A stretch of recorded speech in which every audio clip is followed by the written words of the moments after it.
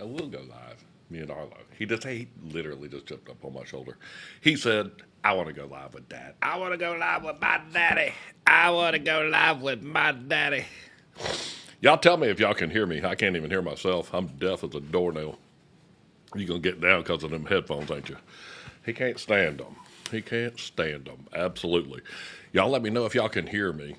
Ooh, it's hard to see with this shirt on, ain't it? A little bit. It is. It's my Sabbath, man. It's a Sabbath. Sabbath. It's the Sabbath. Y'all can hear me okay? Y'all just let me know because I'll take this off in just 2 seconds. Good morning. Yes, we can hear you. Oh, God. Thank you so much. I'm going to take that off. You know, I went and got the bread. Did y'all see that video? I went and got my bread and I got my wine yesterday.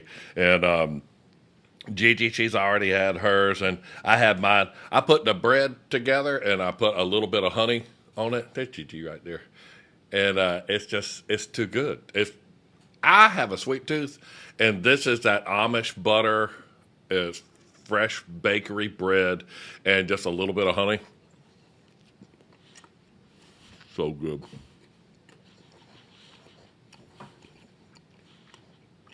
Happy wife. It's Sabbath.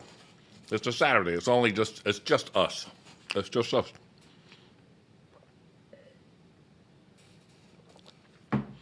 There. In case y'all didn't see that, that's so good. I gotta stop drinking. I drink coffee. I actually drink coffee creamer. I put coffee in it to call it coffee. And it's so bad for you. This shirt is terrible, Gigi. Hang on. Gigi, will you bring me one of them black t-shirts out of the closet there? I'll put it on.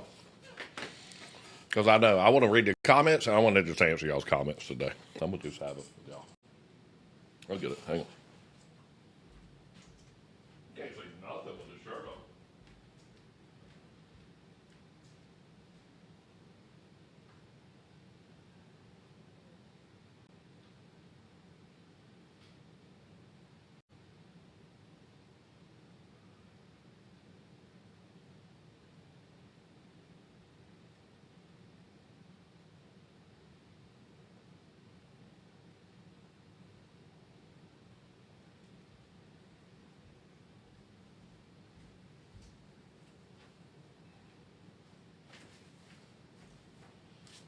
Uh-huh.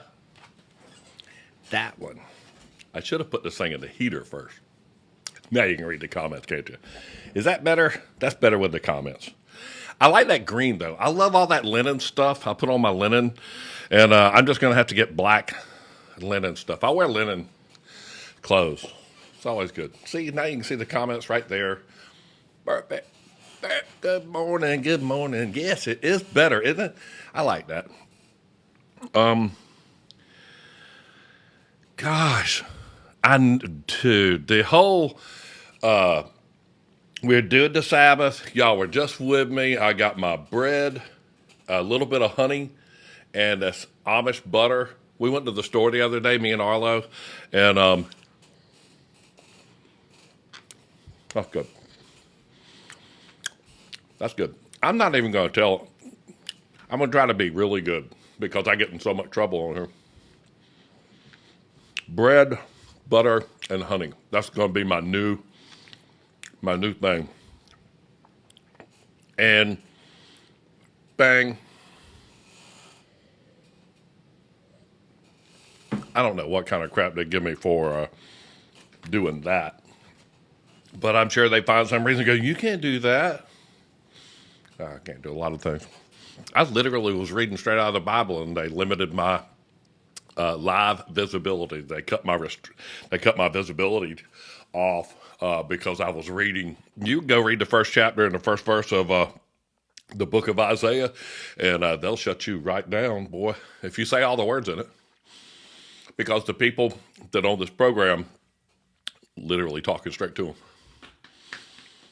Talking straight to them. Hey, Joe, what's going on? How you doing, man? Good to see you. Thanks for following me. I certainly appreciate it. I had 960,000, was it? 760,000 followers on here. And They shut my account off. They did not give me a strike. They didn't answer any of my emails. My account had my driver's license on it at all. And they didn't give me a strike or nothing, man. They just shut my account off. I don't know. I'm like, oh, okay, hot dog. But you know what? The people that came back, they wanted to hear what I had to say, and that was important. And that's a tighter group. You can actually focus better with an army like that. You get a bunch of people out there just slinging their little swords loose, and it's a little loose, man. But whenever you get a good nucleus group, you know what they're doing, and they know what you're doing, man. That way they know your steps, they know your signs, they know when to stop, they know when to go, man. My wife, amazing.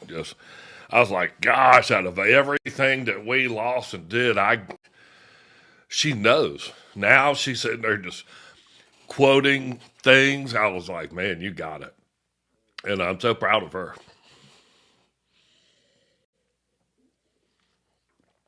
That, and I'm going to get rid of this Sabbath. I did the Sabbath. She makes me cry. I told y'all we were going to do the Sabbath. The Sabbath, ironically, can't mess it up too bad. Sabbath this Saturday. What do you think about stuff going on over there right now? That's Persia. Iran is Persia. Not that, hey, Persia's got it coming. All of them boys are the sons of Shem. Talking and eating. Your mama said don't talk and eat. All them dudes over there in the Middle East and all that, through that whole thing, those are the sons of Shem. They're Shemitic. So they're like, pew, pew, pew, pew, pew, at each other. I did the wine thing. So you know what? I'm going to go right back to hot tea. That with the little honey in it. That's where I got the honey from. No, dude, that's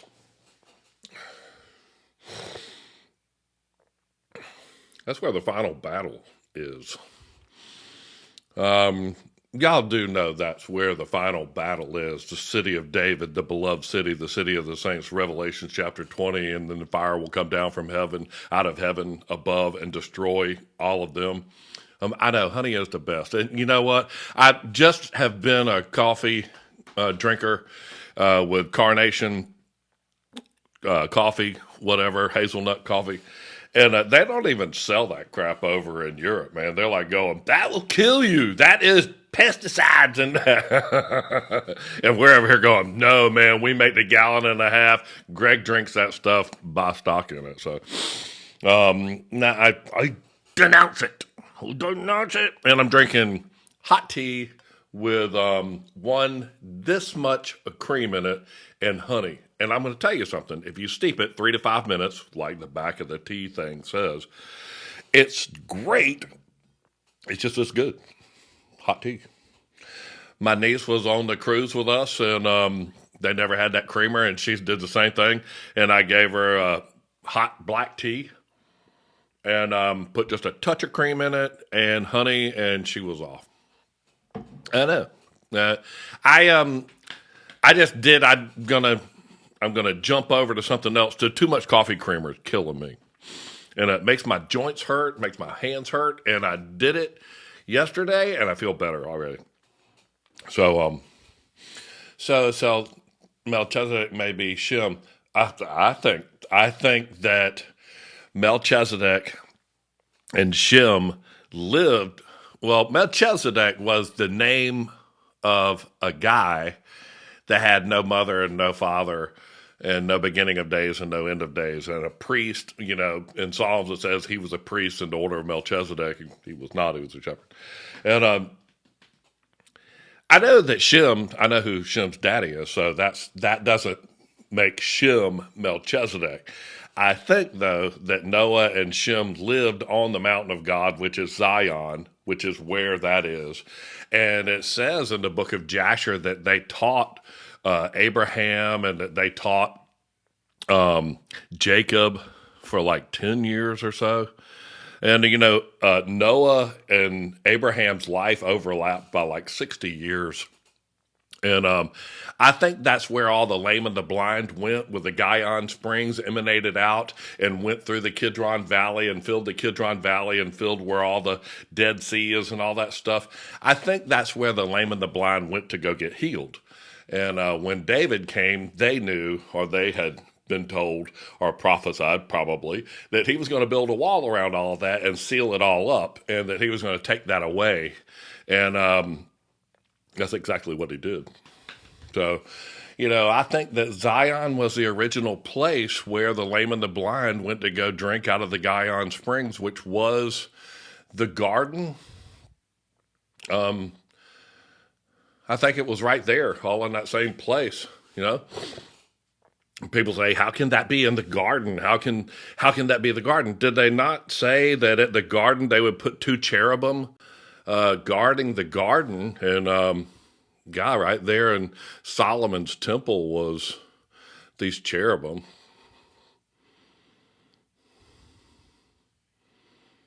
Put them in there. The cherubim that's how tall a priest was.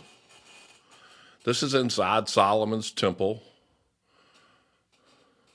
They touched the wings and all that stuff. That's all inside the temple.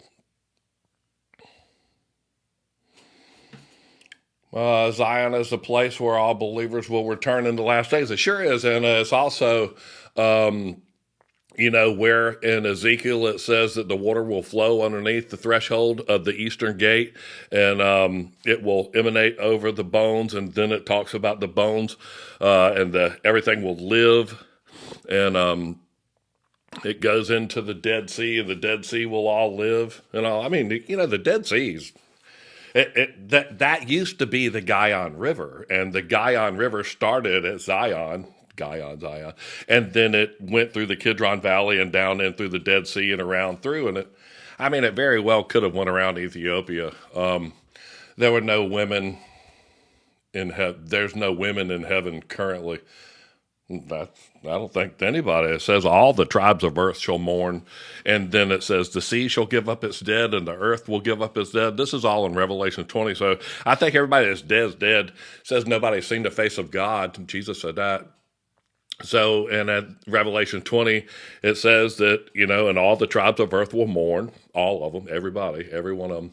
And then every sea will give up its dead, and the earth will give up its dead, and the so-and-so will give up its dead. So everybody gets given up and then caught up to judgment. And then the earth and the new heaven are there because the whole earth and the old heaven are passed away, and there is no more sea. Would you tell us your thoughts on Origen and the teaching of Apocrypha? I really don't have a great understanding of Origen and that particular topic, so I just couldn't go off topic with it. I've been led to put together, and it all came up with these words together, that Lord, thou knowest. And when do y'all ever hear the words, Lord, thou knowest? Lord, thou knowest. Says it in two different places in the Bible, and when you start putting together the two different places that boy says that, man, he's asked a question. Is the stoning that Jesus and the rest... I didn't know Jesus got stoned. Is the stoning Jesus stopped from the other text? I know that the stoning Jesus stopped. Where's it at in two places? I want to get back to that subject. Lord, thou knowest. When God asked him, he said, can these bones live? And Ezekiel said, Lord, thou knowest. And then in the book of Revelation, chapter 7, I believe it's chapter 7, when they ask about the 144 and they ask about him, and he's like, man, only you know, and thou knowest. And it just made me connect these people that are in Matthew 27, verse 52, and the rocks did rent, and the graves were opened, and the bodies of many saints which slept arose and went into the holy city and were seen by many. So dead people got out of the graves. And this is Matthew 27, this is the New Testament. In Ezekiel, there were skin put upon the bones, and the bones came together. In the book of Revelation, the whole thing comes together, and they walk through the city streets of Jerusalem. In the fifth seal, they do the same thing. Revelations 20, verse 1, or 2, 3, 1 or 5 or something like that. It says that, not 1 or 5, it's 4 or 5. And it says that he descended into the lower parts of the earth and locked the devil away. And there were those souls that were beheaded for the witness of Christ, and they lived and reigned with him for 1,000 years. Did they throw stones as he was marched? I have not read in the Bible that they threw stones at Jesus as he was marched. But I like the word that you used, they, because it tells about what they did to him, and they used the word they whipped him, they did this, they made us wear a mask, they changed the laws and the times, they changed the calendar, they wrote and put the books in the Bible. They, who are they?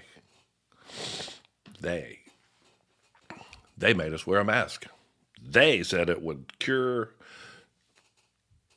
the curve. They. Mr. Morris, hey man, how you doing, brother? Ooh, hot tea with honey is so good. I'm okay with that. I use big old sweet coffee drinker coffee milkshake. And that's got to be a lot healthier. I got to do something. It made my bones and them, I know,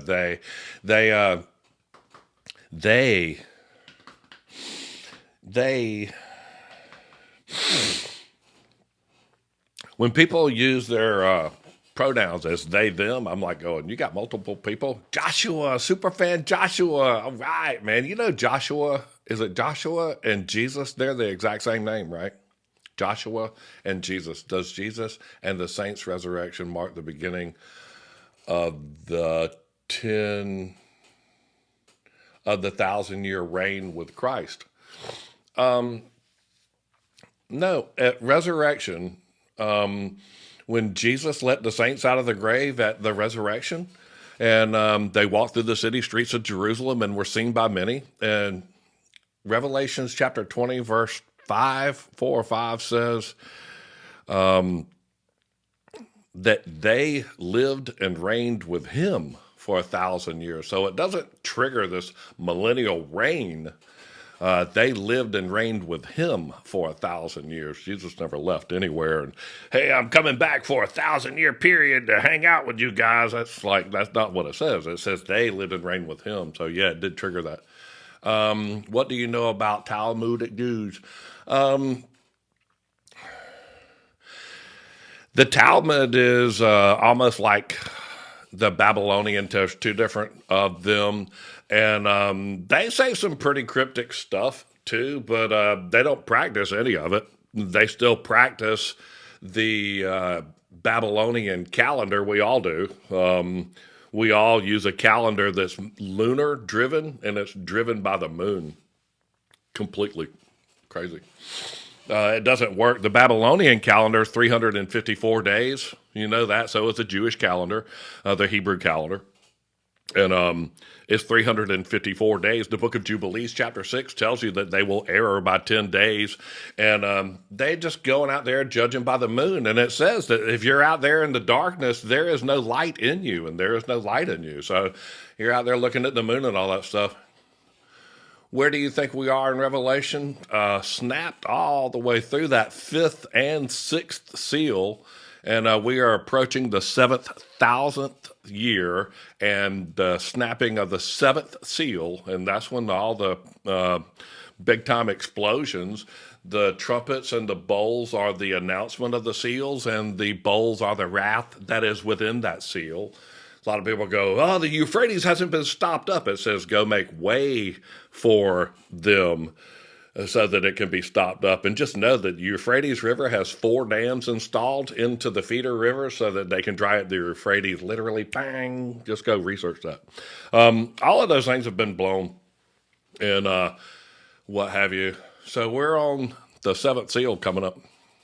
Is the Board of Peace the fallen? I think all those dudes are the fallen, man. I mean, literally. I know who I voted for. And then I'm like sitting there just going, dang, I'm never voting for anybody. I don't want to be a part of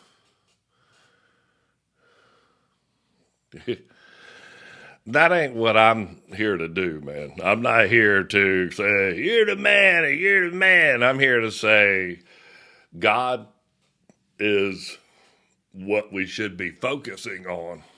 Not, hey, this is my political view. This is my my religion view. You need to give me your money. I need to go buy a jet for the church. You need to, dude, man, you need to. Get it right, man. Planets aligning tonight. I don't know, man. Told me to come on and spend my Sabbath with you and enjoy my Sabbath and rest in Him and learn. And just learn that, in the book of Ezekiel, in the book of Revelation, it talks about dead people walking through the streets. In the book of Matthew, it says that at his resurrection, when he came out of the grave, this is the first resurrection, that the earth did quake and the rocks did rent, and the bodies of many saints which slept arose and went into the holy city. I love that new video you made with the different translations. I know. I got a picture of that. And it's him changing that thing into translations. It's not changed into translation. King James version is a version of the translations. I got a picture of it. I'll show you. He's a virgin version of the translation. I just can't even say it. Because you can't talk. Hillbilly.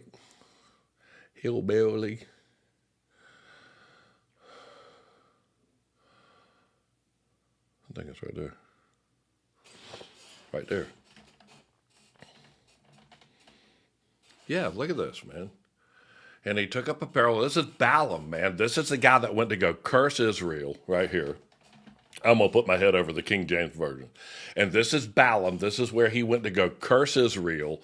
And the dude that hired him said, you go on out there and curse Israel. And he gets and checks up on his microphone and all that stuff, man. And he just can't pull it off. And they're describing who he is, a man whose eyes were shut, a wizard, a warlock, somebody that's going to curse them, somebody that is not of God. And then the next verse, or the next one, number 4 or number 5, it says that his eyes were opened by God and he starts talking. So all of them say his eyes were opened in verse 4 or 5 by God, and then he starts talking. Just know it's just this verse 3 that the King James Version differs. And they're saying this dude is a knucklehead and he's warlock, his eyes are stopped up, he's going to curse these people. And King James, in his version, this is the Geneva, the Wycliffe, and the Dewey and Rames translation. In the King James version right there, he says that Balaam's eyes were open, and he's the only dude that does that. Speaking translation, thoughts on the Latin Vulgate translation of Gehenna. This is such a deep question. I print a 1582 Bible, and I make one 1582 Bible, and it is a direct translation, Dewey and Rames, from the Latin Vulgate. So there's that. Now, we are right here on Saturday, right there. We're right here on Saturday. Friday, we all went to the grocery store. I don't know why King James would do that, man. Just tell them to go to buy it. And I can't, I'm not even going to say that, Jill. I'm not going to say it because I don't want to tell them to go anywhere. Because I think if I tell you to like go somewhere and look at my other stuff or something like that, I think that's when they start getting on to me. So I'm trying to get wise to these people. And King James, man, he's a piece of work. I'm gonna show you one thing about King James and why I think this is my dad's old 1839 King James Prince James Bible. It's a Prince James Bible. All right, let me highlight it right here. His mama, the witch.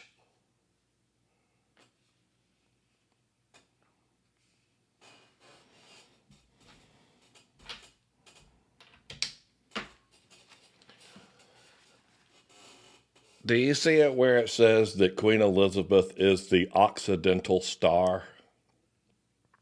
1839 Prince James Version. That there, that's the Queen is the Occidental Star. I don't even know what that word means. But this is from King George in 1839.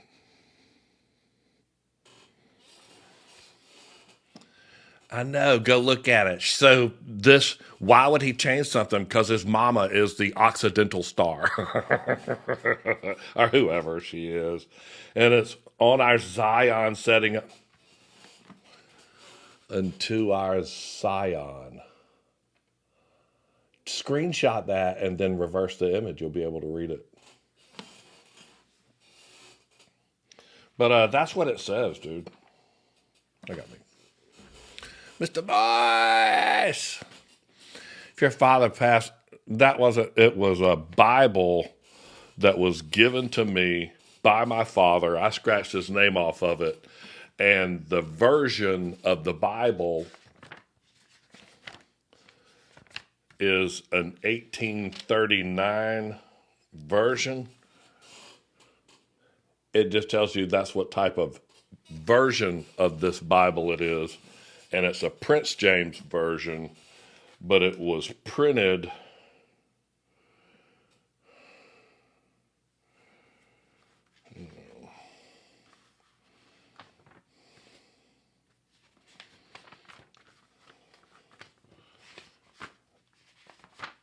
it would have been printed in the early 1900s, I think.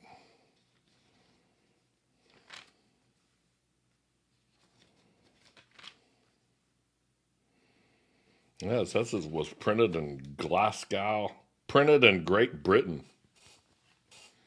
Oh, that was my dad's name right there, etched into it.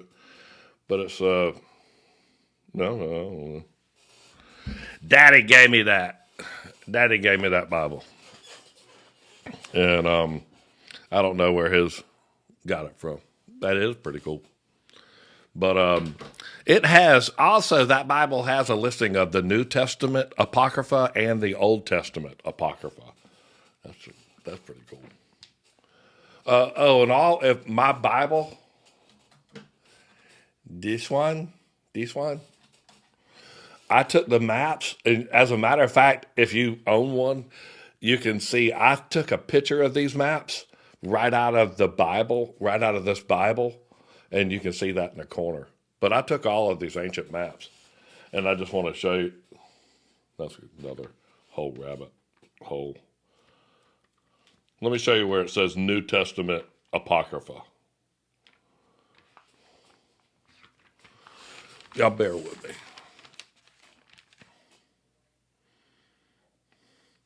All right, there's the Apocrypha of the Old Testament.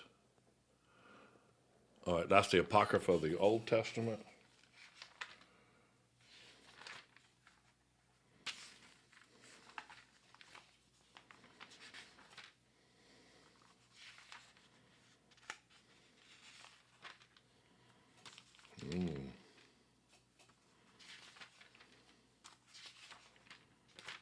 I got it.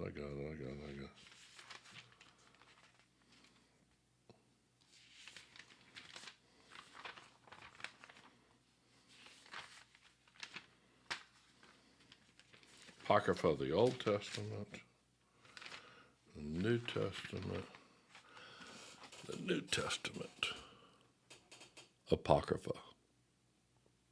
And that's the Gospel of Nicodemus. So the New Testament Apocrypha is listed right there. And that's Gospel of Nicodemus. I print that in the Codex and all that stuff. The stuff that I print, Gospel of Nicodemus, right there in the Apocrypha of the New Testament. And the Apocrypha of the Old Testament, I print those books that are listed very last right there, Jubilees and Enoch 1. So those are the Apocrypha, and that's in an old Bible. So I printed those. I put those together. This is, when you put them all together, this is brand spanking new. This is somebody. I will not write on it. That's what I'm going to show you. This is, every one of my stuff's going to be tied right there.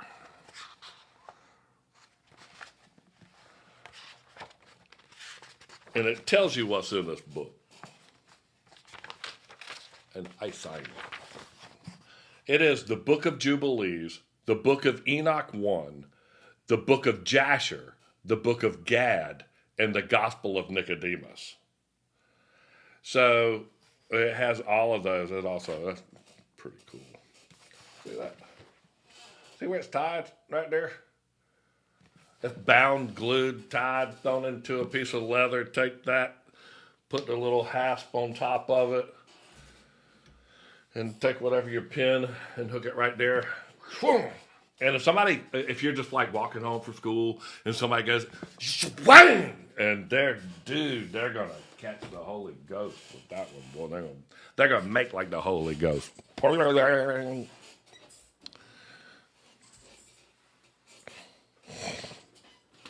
I know. I shouldn't say that. My wife, she says, calm down. My neighbors are probably still asleep. Question. Awesome. Can't wait to jump into it. I got one coming to you.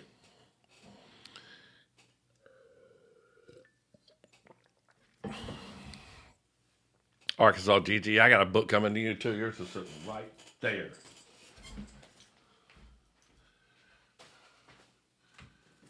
Just to let you know, J-Berg, that's packed up. That says J-Berg on it.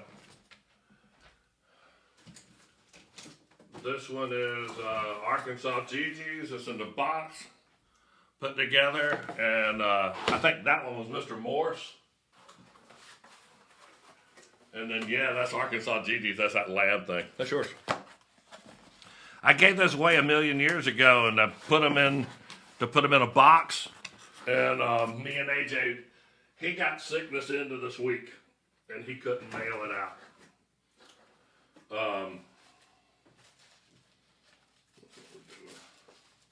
I give away all these things I make, man.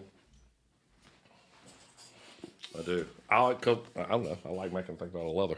But I'll tell you one thing that I really wish that you would do. If I'm not supposed to be reading a question. If you ever get the chance to build a book, you should. And I'm not talking about build it, like glue it together and all that stuff. But like take a chapter of the Bible, just any chapter of the Bible that you really want to know well, take it and copy edit, paste it into a Word document or whatever you write with. And then go and look up, this dude's name is Gustave Dore, Dore, with a little thing at the end of it. And his stuff's from like the 1600s, his sketches are. So you want to read through whatever verse of the Bible interests you. And then you want to read it and you want to go find where he did a piece of art. And then you want to copy, edit, paste that piece of art and put it into the verse right there and match it up so that it goes into the paragraph and appears in the paragraph right where that is. What it's going to do is going to help you, one, illustrate the Bible. From the 1600s, you're totally allowed to copy those pictures, but it will allow you, yeah. So you just don't read comments. You are so patient with everybody. You just don't read comments. I have moderators and Jay, and they pin up the things that I should read, and the Lord lets me see the things that I shouldn't. I don't worry about people in there that are trying to heckle me, man. I'm trying to tell everybody how to build a book, but first just take like a chapter out of a Bible, any one, and then would you agree that neither the Greek or Hebrew people of the time, it went away. I don't think they knew the word, but I want to get to this point. Go take a chapter out of the Bible, one that you're interested in. Go find some pictures from Gustave Dore from the 1600s. They're sketches. Put in sketch by Gustave Dore. And if it's King David or chopping off Goliath's head or whatever it is, that chapter, then go put that in and you'll see all the prints by him. Then take and copy the pictures, put it into the verses, and integrate it into it so that you illustrate it itself. And I'm not trying to get you to do that so that you can build you this thing. What's going to happen is you're going to end up reading that verse 400 times, and you're going to go find that picture and make sure it's just right, and you're going to brand into your head the verse and what it means and what the picture and how it's illustrated, and you'll gain a much better understanding of it. And I don't want you to do that for any other reason other than to gain a better understanding of it. And this is a collection of work that I did just like that. And in the book of Jubilees, you can see where I just integrated the pictures. That was in Jubilees. You can see how there's the one with King David. And all of it, when you start putting these pictures into these paragraphs through Gad, Jasher, and you integrate all of that together, you understand it better.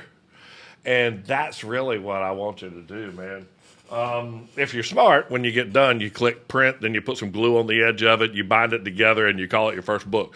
But I want you to understand it better. And just by working with the Word product, that Microsoft Word or whatever your iPhone does, I think it's the writing program in iPhone, man, just take that, copy a chapter out of it, and it'll copy all kinds of crap with it too. So paste it in a text it to yourself, and then copy it out of the text. It cleans it all up.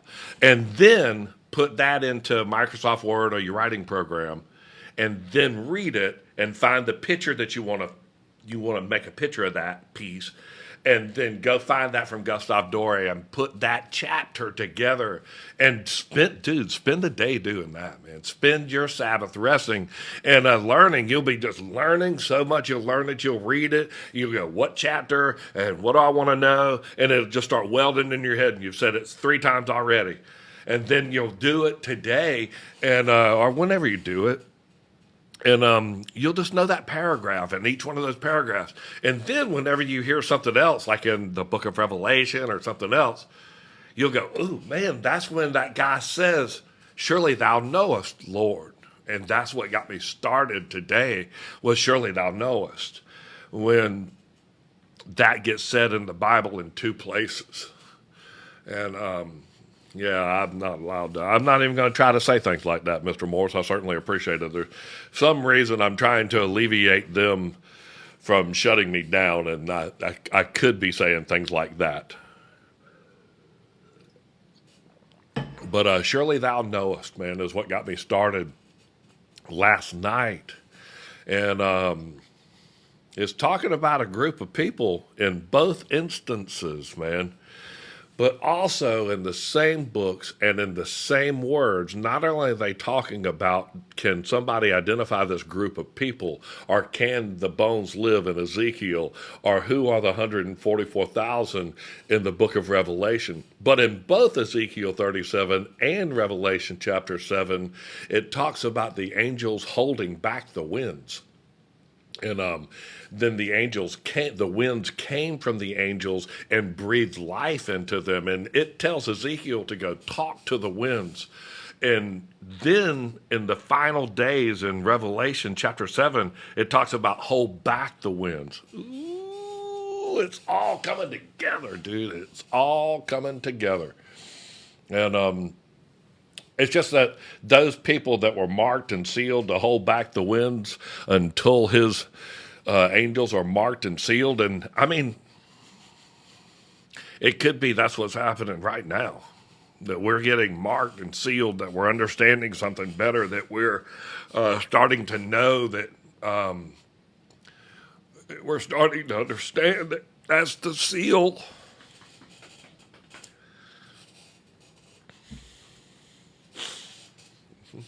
Ezekiel was one of the first books I thought, oh, dude, that Ezekiel, I don't know how I ended up with that, man. I literally, Lord told me to do a TikTok, and, my son helped me set up the account and all. Psalms 44:21. I'll read Psalms 44:21.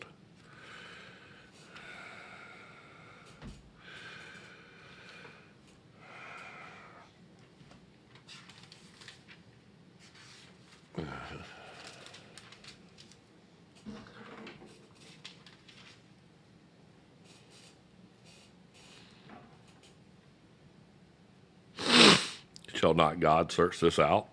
For he knoweth the secrets of the heart.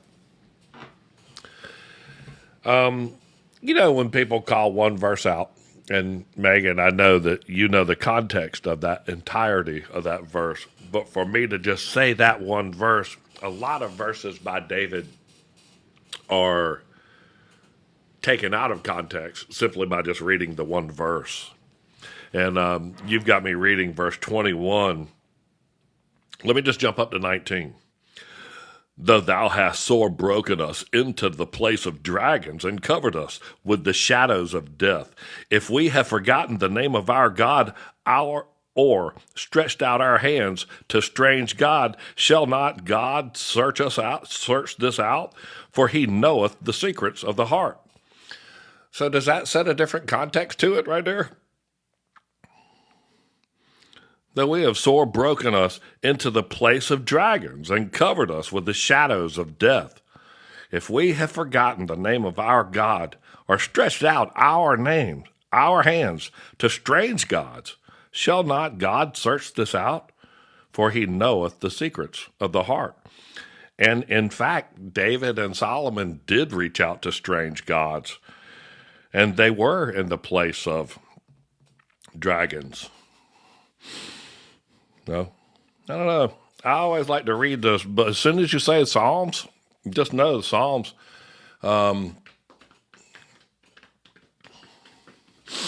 As soon as Psalms picks in, I don't know, man. David hated the lame and the blind with his soul, and just David, man.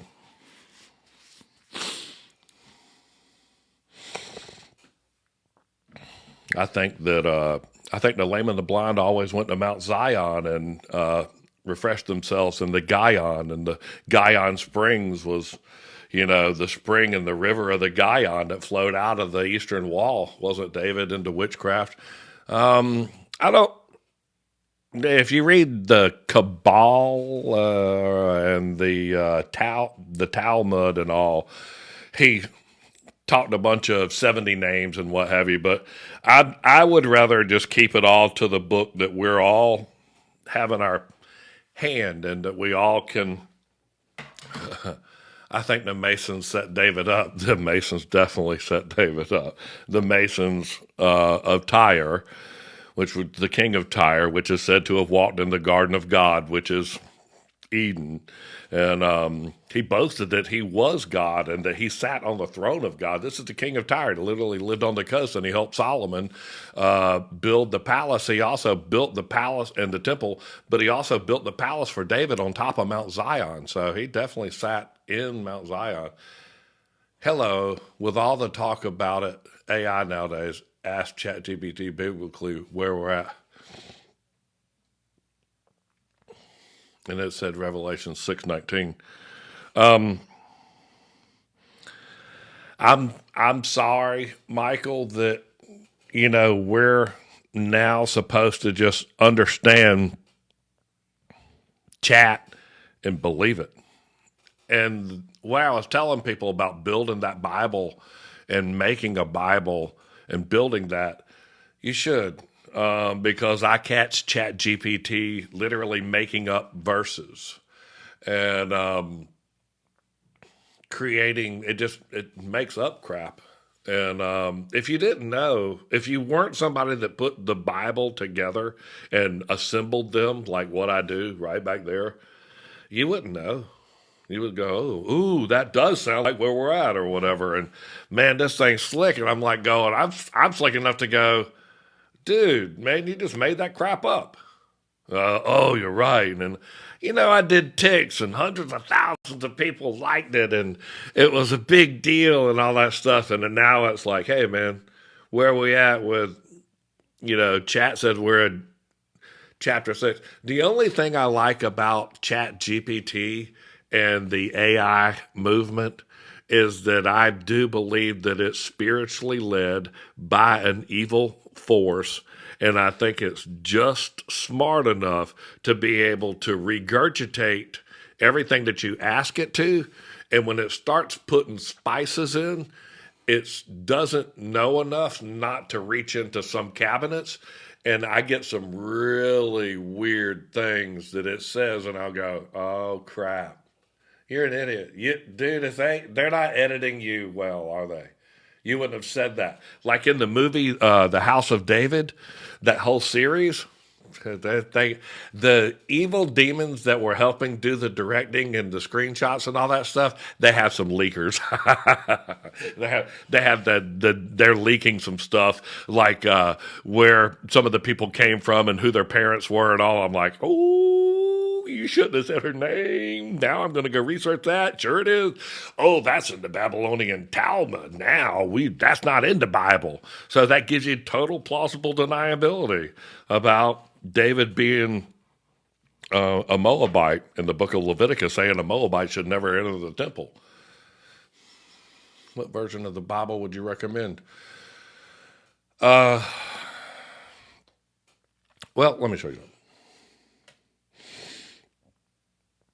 A version is a version of a translation.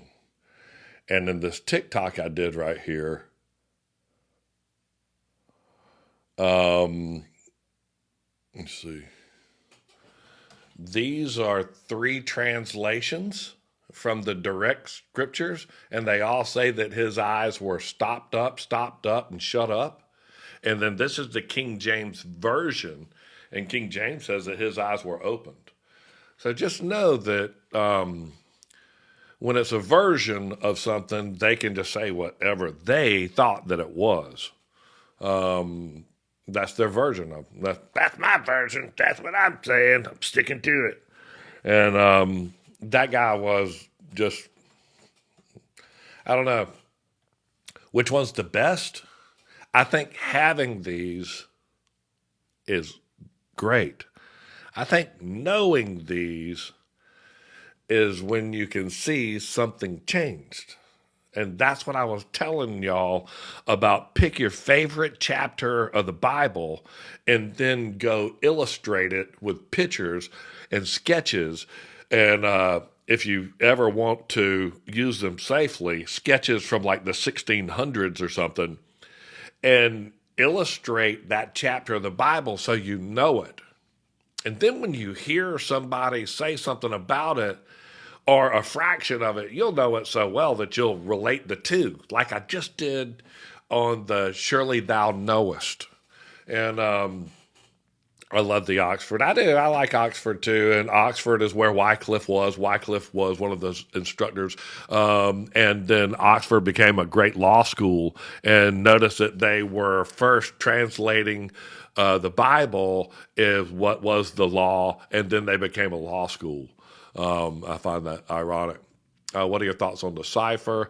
I think that they think they're cool because they put these cool words into it that make it sound like, ooh, that's their original name, and that's the way that it is. Those names aren't there to be like my mom named me Greg because she liked Gregory Peck, and it didn't mean messenger. She didn't think of any of that crap. She liked the name Greg. And that's how people are nowadays. They're like going, I like that name. That name sounds cool. I like the way that it rolls off the tongue. And I always look it up and go, well, have you ever looked at the meaning of that? And what the meaning of that? And people always find it entertaining to find out what their name means, especially after like 50 years. And go look up what your name is. And so know that like the name Jesus is, from God, and when they said name him Emmanuel, that means of God, and that's in the book of Isaiah, chapter 7, I believe. So just know you were named for what you were, and David was named beloved. David is beloved. There was nobody ever in the Bible named David ever, other than David. Just know that. So when the dove came down, when Jesus was baptized, and the dove came down and the voice of God spoke, he said, this is my David in who I am well pleased. This is my David son. This is my son, my beloved son. This is my beloved. And when he used those words in the transfiguration, he's used the same word that is David. So all those people that had said, surely this must be the son of David is the Messiah and all, this is my David. And David meant beloved.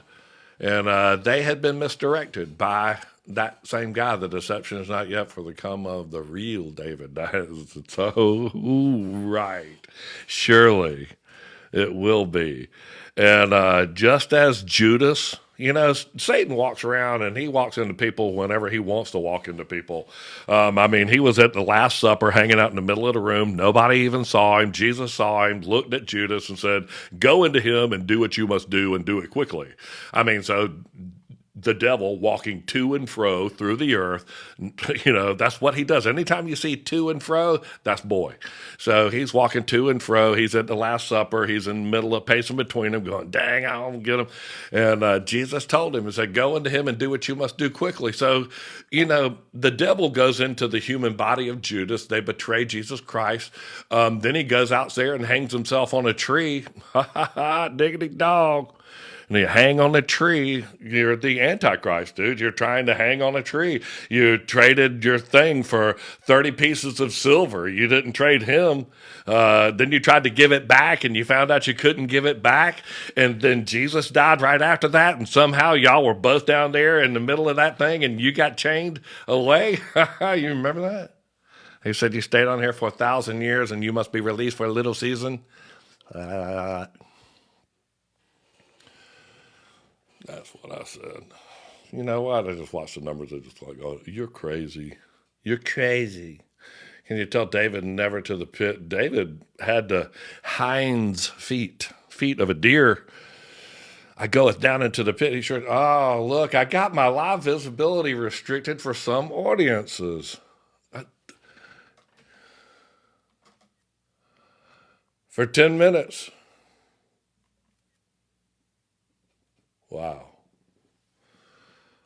My live visibility just got restricted for me talking about King David. That's it right there, boy. I know what I'm doing. Stepped on. Oh, dude, that's the Zion. That's the Zion. That dude climbed up Mount Zion, slayed the lame and the blind. Jesus Christ walked into Zion. The first thing he did was heal the lame and the blind. He loved the lame and the blind with his heart. David hated the lame and the blind with his soul. Then they seal up the Gihon springs that emanate out of the eastern gate.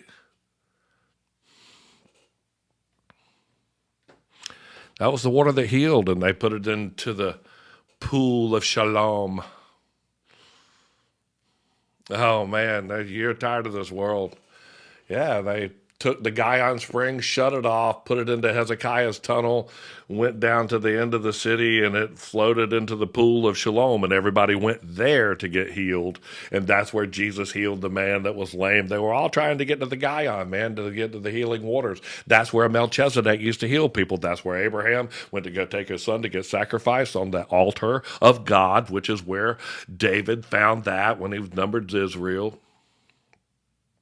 It's all right there in that whole little temple complex. That was the altar of God, Moriah. And then out of the bottom of that mountain emanated the Gihon River, which was ultimately sealed up. It's the Gihon Springs, and it floated around through and down to the whole of Ethiopia.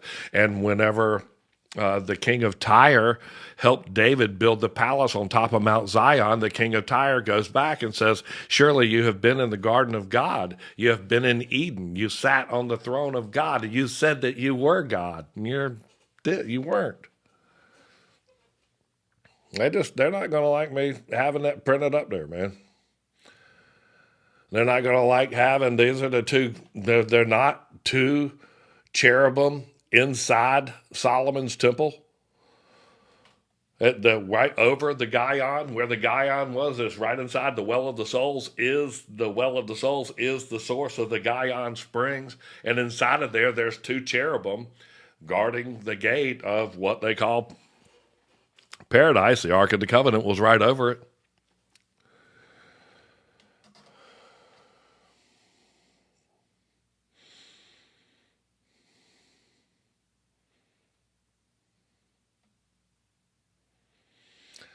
There you go. Mr. Morse, then y'all aren't even going to be able to keep making that comment again. I just got my visibility restricted, and let's see. Yeah, I just popped up on mine, and it must be because of what you're doing. So you can't. I guess we just can't do that. I haven't said anything, and that's what popped up. So it's got to be. It's got to be when people. I know you're gonna have to talk in code, man, because they're killing me. They are. You know what? I want another piece of that, man. That was my honey and my bread and my butter and my hot tea. Are y'all doing the Sabbath thing with me? Think about jumping on Telegram. There is a program that I am researching right now that plays on to Instagram, TikTok, Telegram, bing, bang, pow, pow, pow. And I'm going to configure it where I can throw my stuff on my green screen behind me and then output to all of those. And that's just what I'm going to do, man. We're going to spend our Sabbath together. That's the truth. Sorry about that. We'll celebrate our Sabbath from evening until evening, right there. So how many people went to the store on Friday afternoon, before Friday afternoon, and got something to eat for Saturday? Or how many people gathered before Saturday and got something to eat? Hey, Greg, just saw you, bro. What's up, Jay Berg? Not. Then they go, did you? Oh.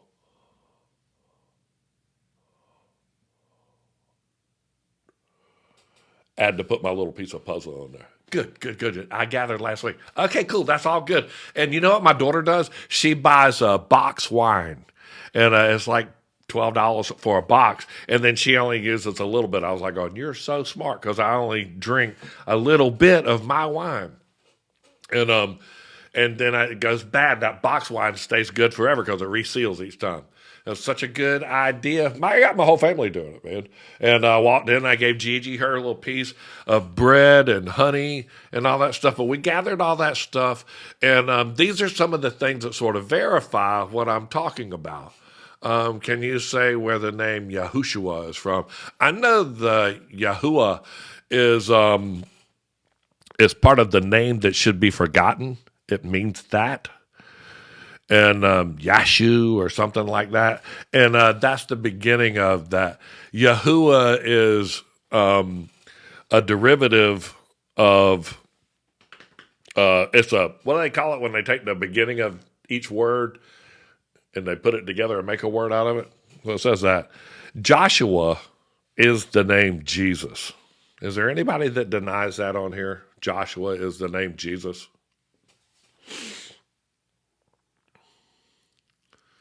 How can we get a whole?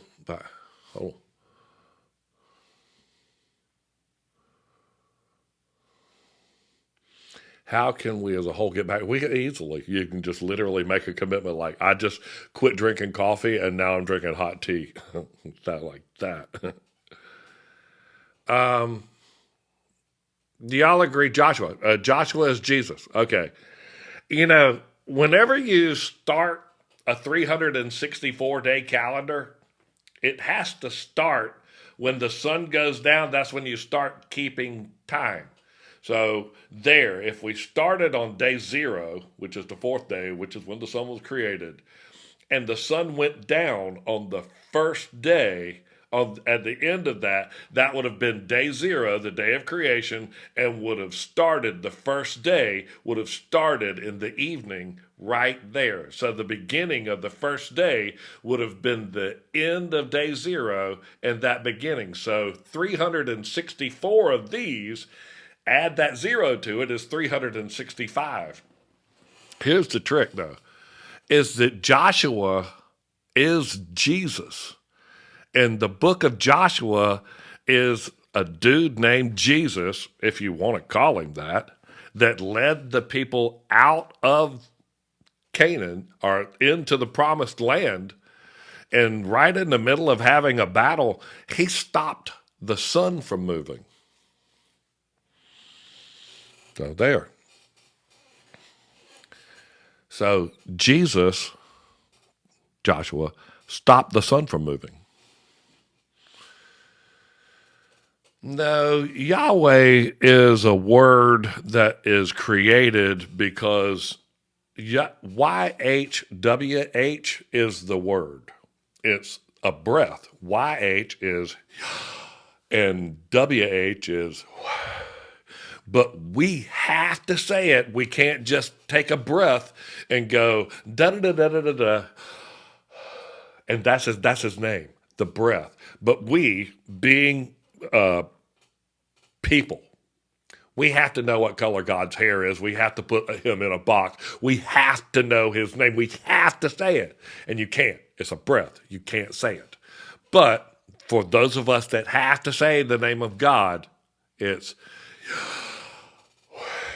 So people invented the E and the A at the end of it, and they go, God's name is Yahweh, and his middle name is Billy, and he's related to the Billys of the Billys, whatever. We're not even cool enough to envision saying that. You never would ever be able to even look at his face, man. You would never be able to even comprehend the awe of being in that bright of a light, man, and you're trying to figure out what's the right name to call him. You better get your butt down on your knee and pray, and say, holy, holy, holy is the holy, holy, holy, holy, holy. That's all that better come out of your mouth, man. Not, hey, man, I heard your name was Yahweh and I need to get that crap right. No, really?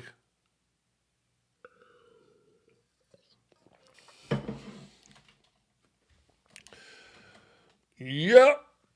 I think his name is I Love You. It is. Oh, you know what? You are such a angel. She got me another piece of honey bread. All right. So good. All right, you want? Come on. Come on. All right, you be. Oh, Dad, put that on. Mama. Help.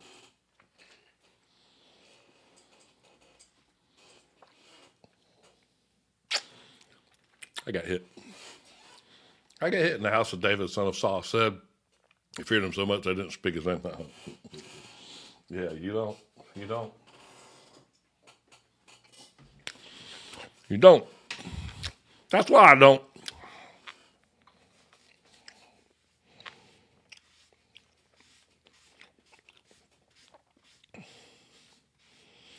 Here's the other trick, too. Jesus is God. Take that, do what you want to with it. We're talking about, you're not cool enough to say that name. People go, where in the Bible does it say that Jesus is God? The Bible doesn't say that Jesus is God.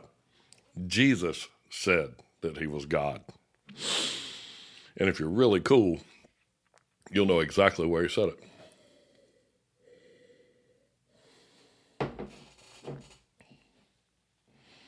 Oh, God.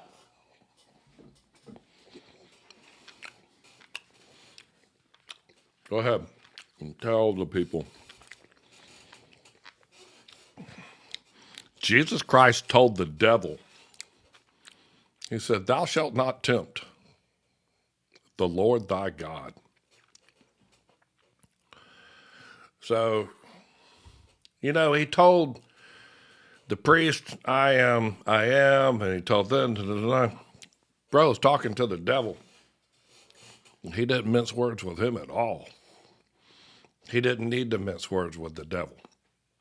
When the devil offered him and tempted him and took him up on top of the temple and said all of those things to him, God said, Jesus said, thou shalt not tempt the Lord thy God. Clear the bell to the devil. So who was the devil tempting? Jesus. Who did he say not to tempt? The Lord thy God. He said, do not tempt the Lord thy God. That's right. Jesus is the Lord thy God. Manifested into human form, came as a descendant of David so that he would be accepted, allowed to talk, allowed to preach, allowed to prove them wrong, and they still didn't even hear it. And he said, dude, one greater than Solomon is here. When he asked, he said, who is the Son of God? I said, surely it is the Son of David. Who is the Messiah? Surely it is the Son of David. So, you know, if David would have been all that, they would have been talking about it, man. They were like going, well, you know, David's actually dead and buried in that tomb over there. So that's about how cool he ain't cooler than nobody else.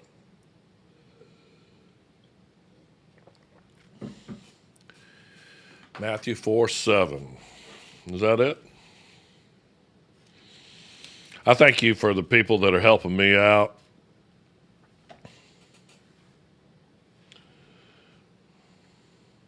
And Jesus said unto him, it is written again, thou shalt not tempt the Lord thy God. That is so cool. It's in red letters right there.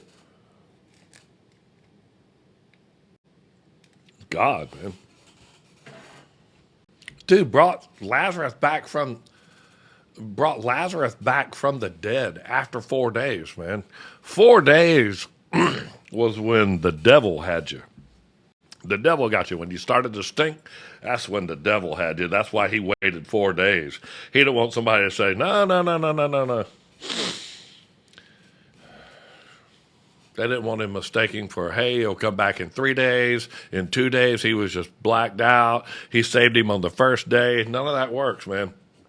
On the fourth day, the stone was sealed, and he stunk, and he stunketh. Stinketh.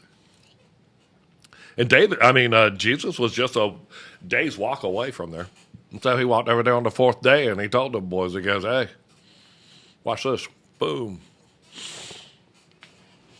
John 3:8. If you sin, you are the devil.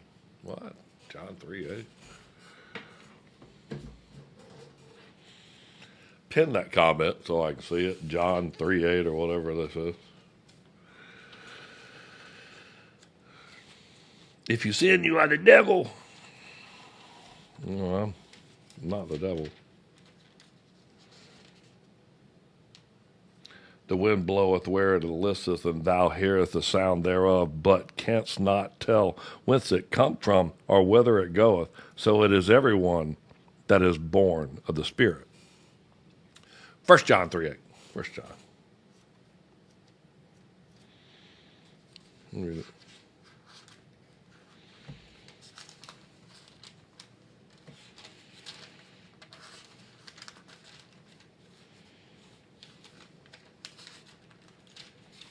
Quit it.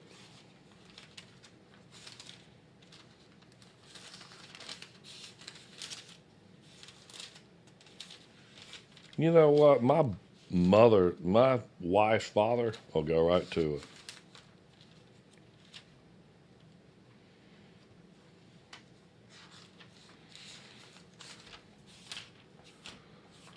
Quit, mama. 1 John 3:8.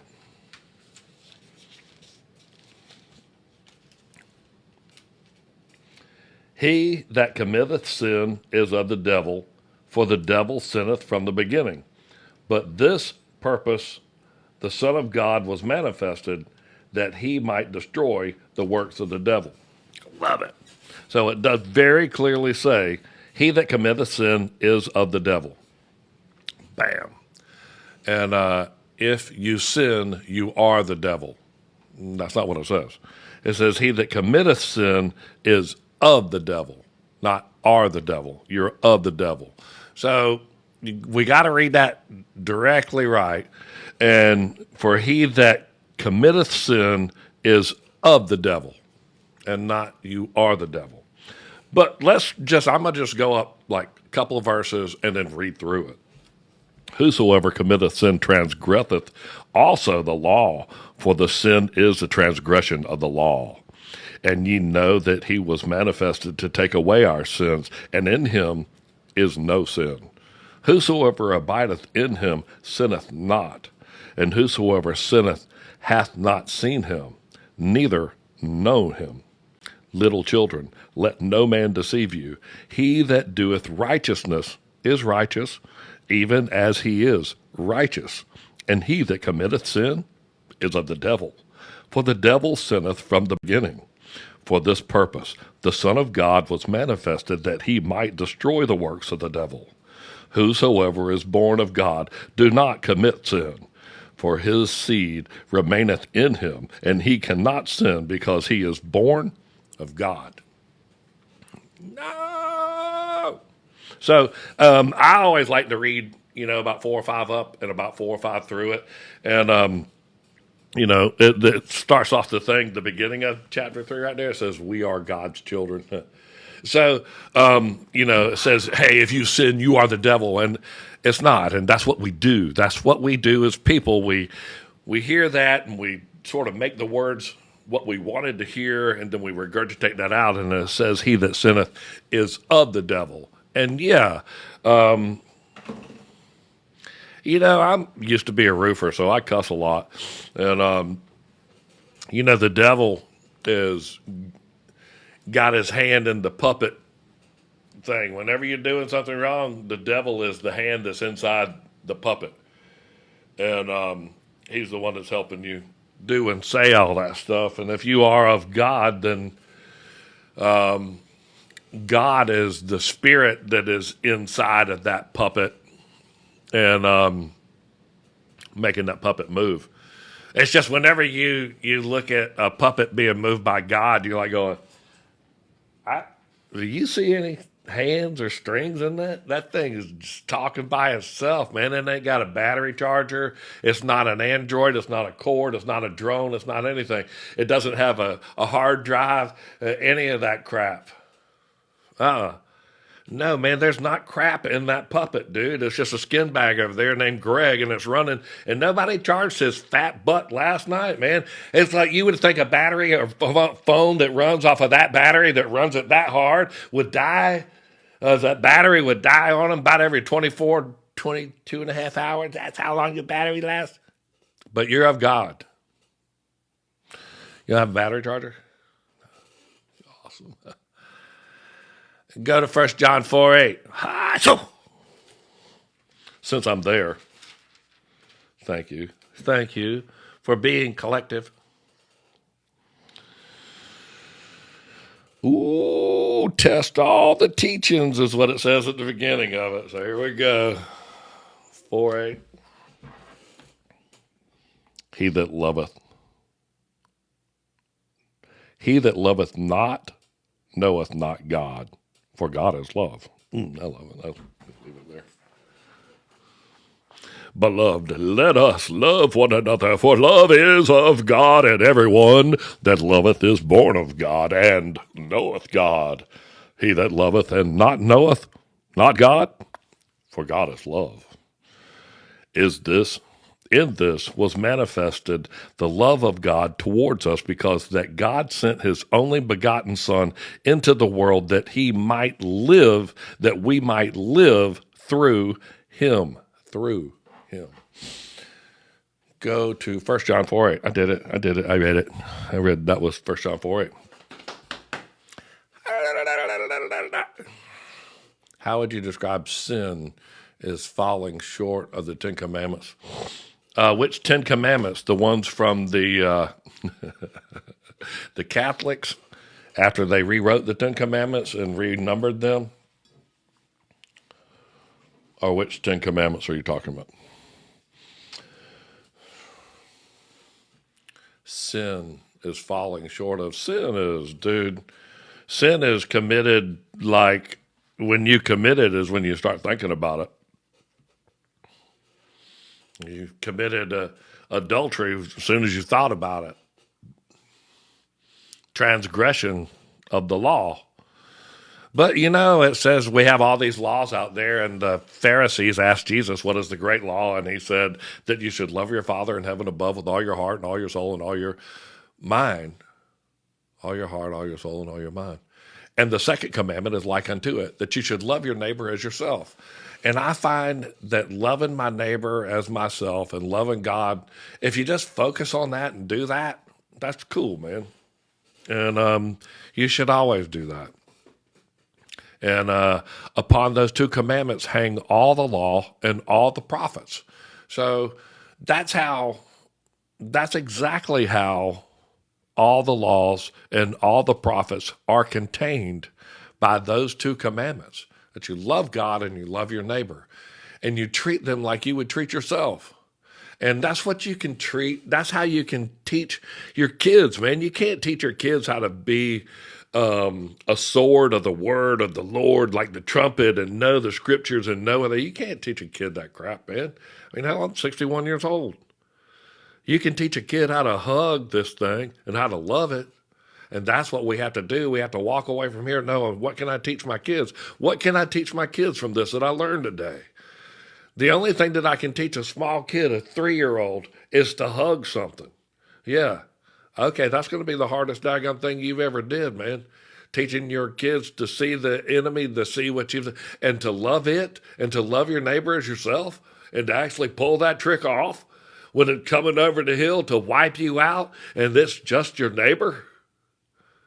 And you have to love it as yourself. That'll be the hardest thing that you've ever done. You'll never teach your kids anything harder, and they automatically know it. My 2-year-old granddaughter will walk right up to you and go, kiss and hug. She would kiss and hug a polar bear, growling. She could care less. And that's basically what it is all about, something that a kid can pull off. and knowing that they're going to do that, and knowing that you and your wife and all of your family is going to do that, then you don't have to look back and see. You won't turn into a pillar of salt. You're just going to move towards that, and you're going to love what comes at you as you love yourself. As you love yourself. That's what you can teach your kids, man. 63 and I'm still learning. I know I learned too, man. But I'm trying to teach, what it's like to be a trumpet, to stand in the tower and blow the horn means that your family is down on the ground, suffering through the battle, and they're not, hey, make sure they're in the little crevice in the corner or what have you. I need my family fighting. I need the focused people fighting, and I need everybody to know what they're doing, man, not just cowering in the corner or letting the people fight. This is fought with love, man. What we've got to fight with is love. And everybody's got that. Even the crappiest, turd dumb people in the world have love somewhere in them.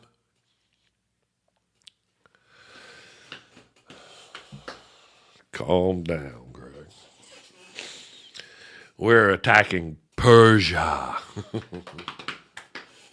Right now, man. There's a war on right now. Somebody were to send a bunker buster over to the eastern gate of Jerusalem and just literally just break up an old water source right there where all those graves are by the eastern gate. And if they were to just let the water come underneath the threshold of the eastern gate and go into the valley, you're going to trip. You're going to dog trip out the minute that the water comes out of the eastern gate and into the Kidron Valley. You're going to poo in your pants.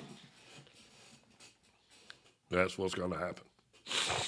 You're going to say, there it is, dude. That's Ezekiel. It's like 38, man, or 47 and 48.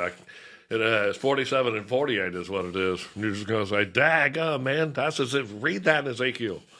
And all the water's going to emit, and everything's going to come to life, and it'll all be good, and it's going to go into the Dead Sea and make that.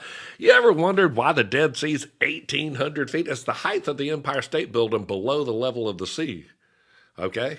I mean, that's the Dead Sea, and the scrolls that were found along the edge of the Dead Sea. It says that when this water goes back in, that it will fill back up and it will cover over the hiding place of the Word, which is cover over Qumran, which was along the edge of the Dead Sea, which was all that was left after the water was vacuumed out of that.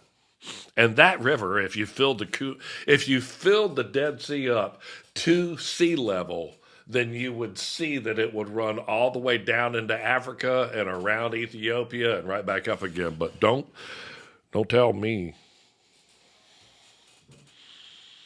The Sahara Desert's 500 feet below sea level. Somebody go take Elon and his boring company and go drill a hole into the Atlantic Ocean and fill up the Sahara Desert with 500 feet of water.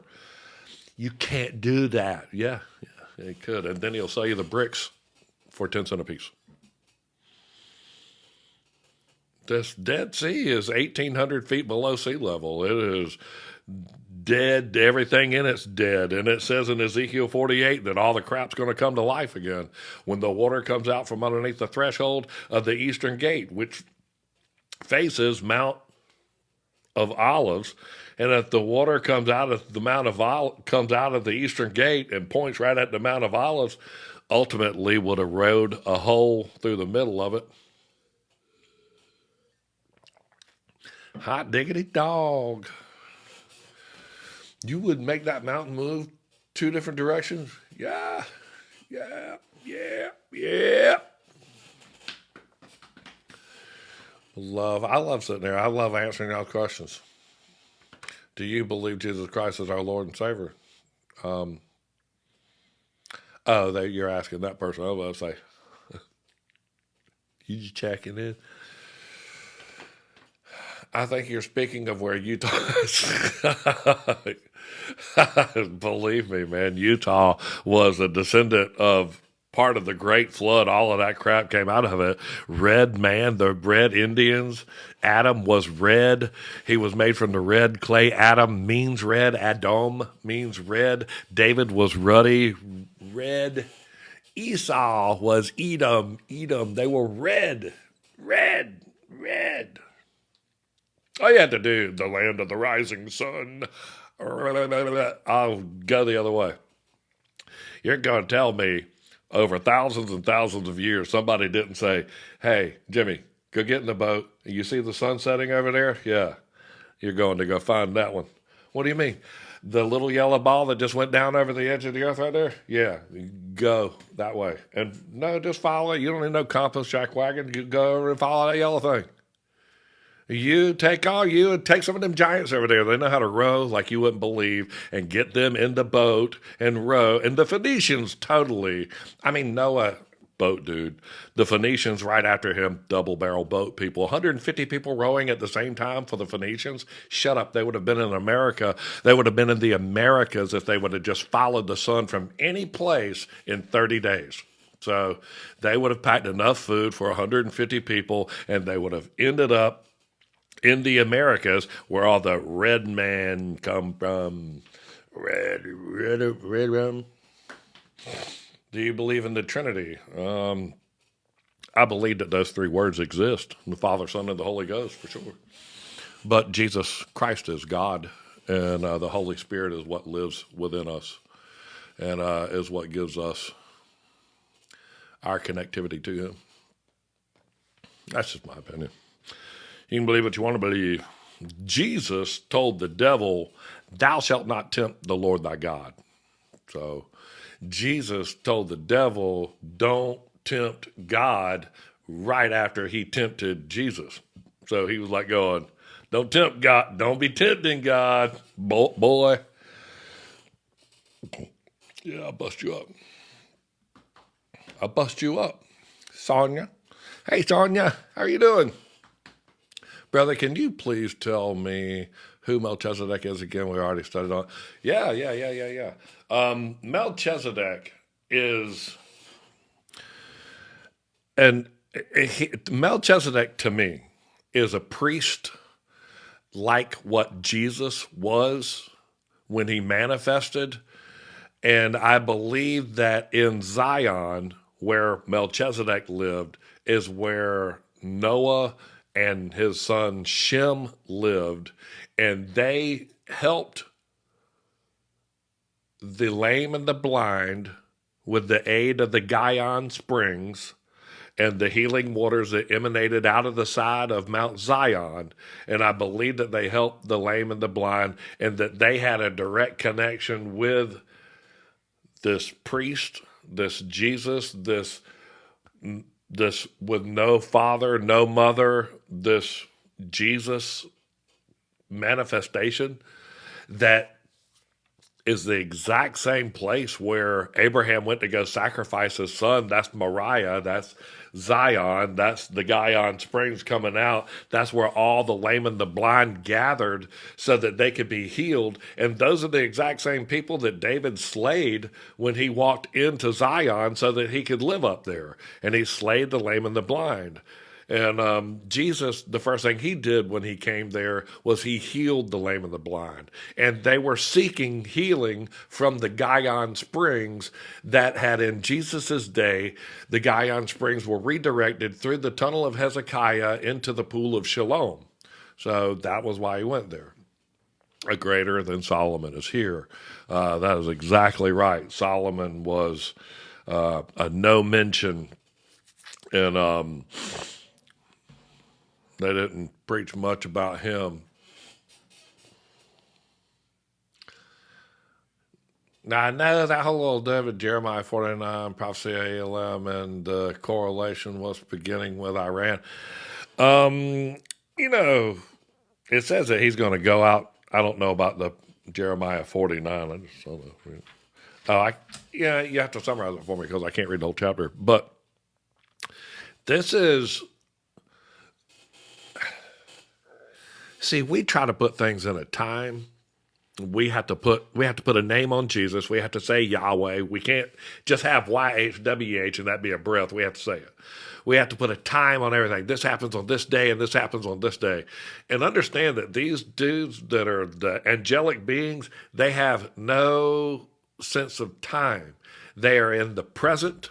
And that's it. They are the sense of presence is what they are, so that their commitments and their words go on. They don't expire unless they are timelined. So their happenings are eternal. It's a crazy thing to sort of conceive that they're not bound or restricted by time. That makes them eternal. And it also makes them more of a spirit, because they're not a material thing, and a material thing has a time to it. So just know that these things that are forecasted, that are happening, are almost like mirrors of events. So when the bones of Ezekiel, when he prophesied that the sinews and the skin would go upon them, that was an army of people walking through Jerusalem. That was a prophecy. In Matthew 27:52, it says that this army walked through Jerusalem. That was the fulfillment of a prophecy. And then it says that 144,000 were the ones that were given the white robes at the fifth seal. Are these the same 144,000? Because the troops that were mentioned of in Ezekiel, God said to Ezekiel, can these bones live? And Ezekiel said, surely thou knowest. And then when asked to number the 144,000 in the book of Revelation, he was asked about them, and he said, surely thou knowest. Was that Ezekiel, or was that John, or who are these people put together? I'm just telling you, I don't think that these things are bound by time and that the one have to happen after another. I think that they are events, and they are an illustrious event, not bound by time. So understand that Ezekiel 37 is talking about putting skin on the bones and making these people live again, and the whole tribes of Israel. And it says to hold back the winds so that they can assemble, and then to preach to the winds, to breathe life into them.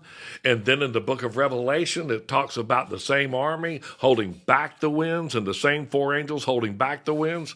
It's just, I think that we all need to know the word better, and we need to understand the stories better. And I think that you should take those books, Ezekiel 37 and Revelations chapter 7, and put them together and start trying to draw pictures of what's happening, load pictures into it, understand where the angels are coming from, who's putting it together, and understand this story better, because it's happening all over again, and it's not bound by time. I hope that makes sense. Why is Yahuwah and Yahshua name changed in the Holy Bible to Lord, God, and Jesus? Well, Yahuwah and Yahushua are some names that were created as well. And Yahushua, you need to look at the base of that one. It's all the name that is to be forgotten. But they like to integrate that and get you to say those certain names. And they're really wanting you to say these names. And it's not really the meaning of the word. The word in a name, like Greg means messenger or watchman, to be watchful. And that would have been, David meant beloved. So people didn't call David like we named this, like, I'm going to name this David. Now your name is David. David meant beloved. So just know a name is what it means. And if it means that it is a son of God, then use that. But John 19:19 clearly says in the Bible, Jesus' name in clear writing, Jesus of Nazareth, and it was written in 3 different languages. So I'm going to go with what the Bible says, and I do know that it changed the name used the word Lord in a couple of different places in meaning different things. So yeah, in 1st and 2nd Chronicles, it says Lord, and it's supposed to mean Satan. But then in 1st and 2nd Samuel, it says Satan moved David to number Israel. Then 1st and 2nd Chronicles, it says Satan moved David to number Israel. And the first one says, the Lord moved David to number Israel. But then if you read the book of Jasher, not Jasher, the book of Gad, it tells you that the Lord moved Satan to get David to number Israel. And in 1st and 2nd Samuel, it says he paid gold for the stuff. And in 2nd Samuel, do you make a connection between Melchizedek blessing of bread and wine? Yeah, oh yeah, man. Bread and wine's it, all the way through it. David going up to go meet his brothers, brought bread and wine. Fig cakes is where you need to tie that one in, though, because he added that and brought figs. And figs is where the parable of the fig tree is one that'll just start to astound you, because fig trees are one of the only trees that give fruit twice a year. And at the beginning, the first fruits of the fig tree come out right about during Passover when Jesus was crucified. It has this first green leaves and it gives this little fruit, and that means that it will bear fruit in the summer, and then you know that summer is nigh. And that's what he meant by that. And those would be the leaves of the summer fruit after it's been proven and by the fire in the summer and all that stuff. That would have rolled the parable of the fig trees into them, because Adam and Eve, they ate of this fruit and this tree, and then they sewed the leaves together. And those were fig leaves, and those would have been fig leaves from the summer fruit after they had hardened a bit, because the first fruits of the fig tree are little bitty green leaves, and it's a little bitty fruit, you barely can't eat it. And but Adam and Eve would have eaten from the summer fruit, and that's the bigger leaves of the fig tree and the more ones. So they sewed those fig leaves together, and that's the parable of the fig tree. That Jesus and the apostles walked by and saw the fig tree, and it didn't have the first fruit on it, and it knew that it was not going to give any fruit that later that year. And there's also too some stuff that you should know about when you're supposed to eat fruit, and it's on the 4th year that you're supposed to eat it. So Jesus's ministry was 3.5 years. And it says for 40 and 2 months, 3.5 years, 1,260 days. But it also told Noah when he got off not to eat the fruit until the 4th year. Yeah, 37 and 7. That was it. I'm sorry, I'm rambling. I hope this is a good Sabbath for y'all and give y'all some little rabbit holes to go dig down, and then like y'all spend y'all Sabbath like I do, man, just digging in the word. But hey, listen, go ask your computer where to start reading, and then start reading there. Go ask your computer what, and whenever it kicks in and gives you any extra information, you go read it for yourself and don't believe the computer. I know, I love you too. I'm glad that I've got y'all on here. I'd rather have 100 people in the room right now, 113, 115, 113. I'd rather have y'all in the room than a bunch of people that didn't know what they were talking about, man. 763,000 followers, and I got 2,000 followers back out of that. It's less than 1%. And I just thankful for that. Just lets you know how much wow and flutter and how much fluff is in 700,000 followers, that 2,000 people come back around and say, dude, man, I'm glad I got you. Well, wouldn't you rather have 2,000 people with a sharpened sword that were in unison and knew your call signs and knew how to fight with you and knew what you were saying? Wouldn't you rather fight with a strategic army of trained warriors of 2,000 people than have 700,000 people that were just popping off at everything that they ever quoted, and they're slinging their swords around, and you're like, damn, dude, man, watch out. That's a sword of the Lord, jackwagon. God, put him over there with the archers or something.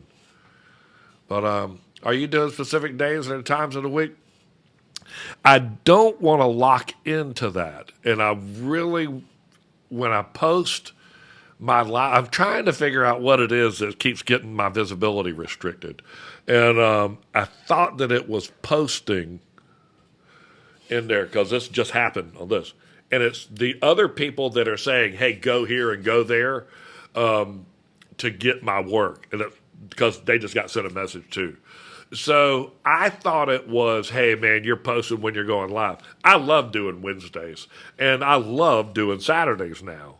I do have some conflicts in schedules, but I really would like to go on live Wednesdays and Saturdays for the most that I can and do that. So I think I am going to start doing that, doing Wednesdays, and even maybe a couple of times during the day, like Wednesday during the day and Wednesday at night. But I just feel like a lot of people target my lives and they come in and start pushing stuff to get me. It could be, I'm sorry. I listen back to my stuff and I burp and I sneeze and I cough and it's just disgusting, Greg. I hate it. I can't even edit this stuff out. It's like half of saying something important. I got to be a better person. I got to stop drinking that yakadoo coffee that I drink, coffee creamer.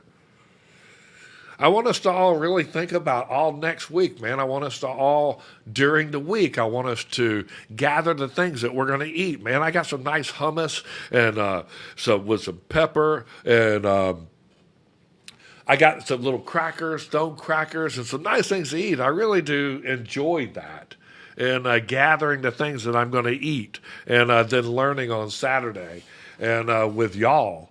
And I really do. I learn on Saturday, and I love my Sabbath, and I give it to the Lord. And I use my phone. I don't answer emails. I don't conduct business. I don't think about binding and printing and stuff like that. I relax in the Lord. And I use technology while I've got it to help me locate some stuff, and then I read it for myself. And so it's really good. Do you have a calendar feast starting versus? Yes, I do. I have a calendar loaded. If I tell you where it is, they're going to restrict my visibility.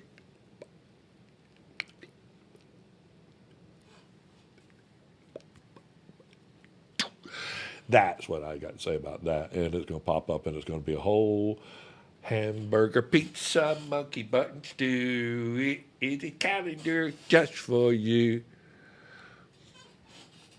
And we're coming up right here because we're in this month right here. We're right here. We're in the 12th month in winter. That's why it's cold. It's cold. But we're getting to here. That's where the earthquake was, 33 AD. That's Passover. That's the only date that it says on the 14th day of the first month. On the Gregorian calendar is January 14th. Nobody did any daggone thing. Nobody did banana jack wabbin crap on January 14th. Wasn't anything. The 14th day of the first month in the Gregorian calendar was a big right there at the party. So just know that the first month is the beginning of spring, and anybody that thought that after the Gregorian fixed the calendar, it would have been April 1st, you were a fool. You were a fool if you thought that.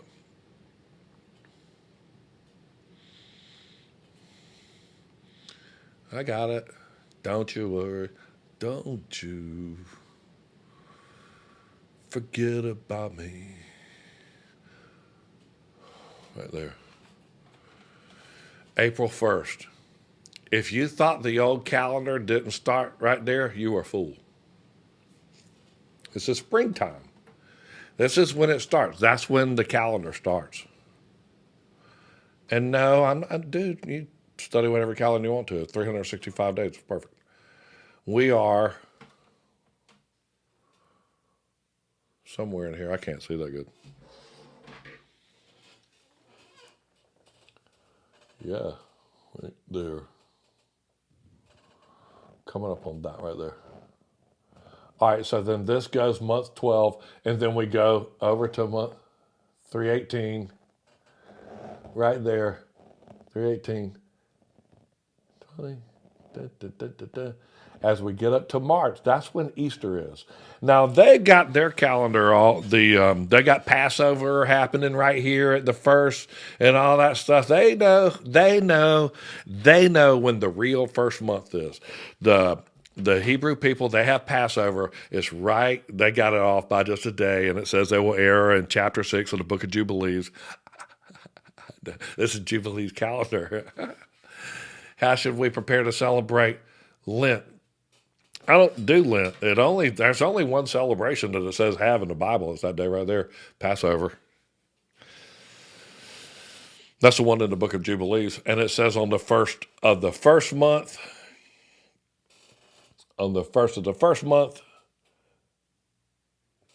the fourth month, the seventh month, and the 10th month is and that's the celebration of the four seasons. How should one prepare to celebrate for Lent?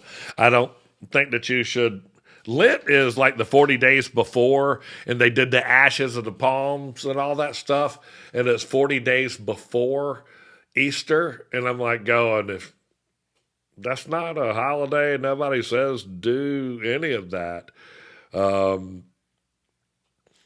Jesus walked in on palm leaves, and y'all are going to burn it and put a mark on your forehead or on your wrist? Yeah. Are you going to put a fair mitre on that dude's head? You mean the Pope? Yeah. You're going to put a fair mitre on his head? Yeah. Call him Father. Go ahead. Well, he is the Father. There's no way those people actually read the Bible. They don't. They're like, do you have stairs going up to the altar? Yeah. You ever read that in Leviticus where it says, like, don't do that?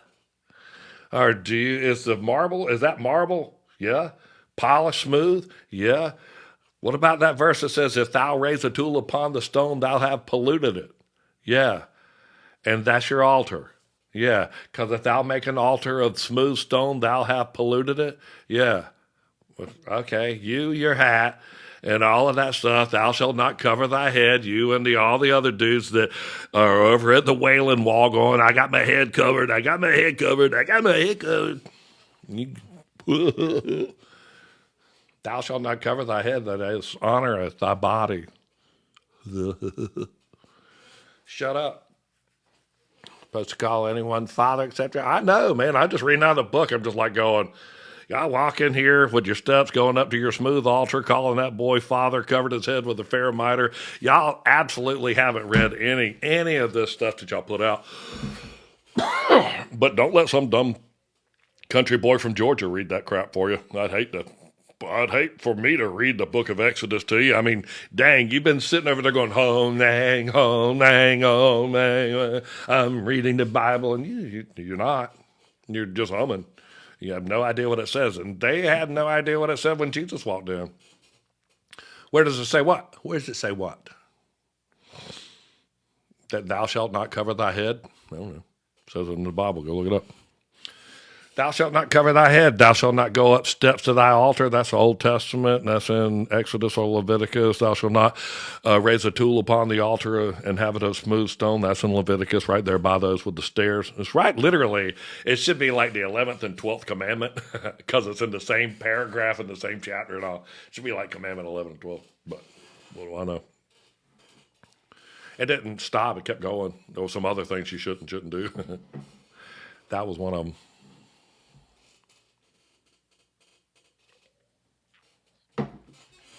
Banjo, come here. Come here. Oh, it's so mean to me. Damn, nowhere. didn't get no wine with my bread and my honey, Dad. He told him to quit using AI to write sermons because of daggum dude, man. AI makes up verses and crap like that, man. I was doing the Book of Jubilees and it said something. I said, "Where does it say that?" And it said Jubilees chapter 51, verse whatever. And I looked it up and I said, "No, it doesn't." I said, "That's so and so out of the Bible." And it goes, "Oh, you're right." And I said, "Does that appear anywhere in Jubilees?" "No, it doesn't. You caught me. I was just making stuff up because I was blending verses together." I'm like, "Oh, wow, man, do us a favor, bro, and like, don't make up crap.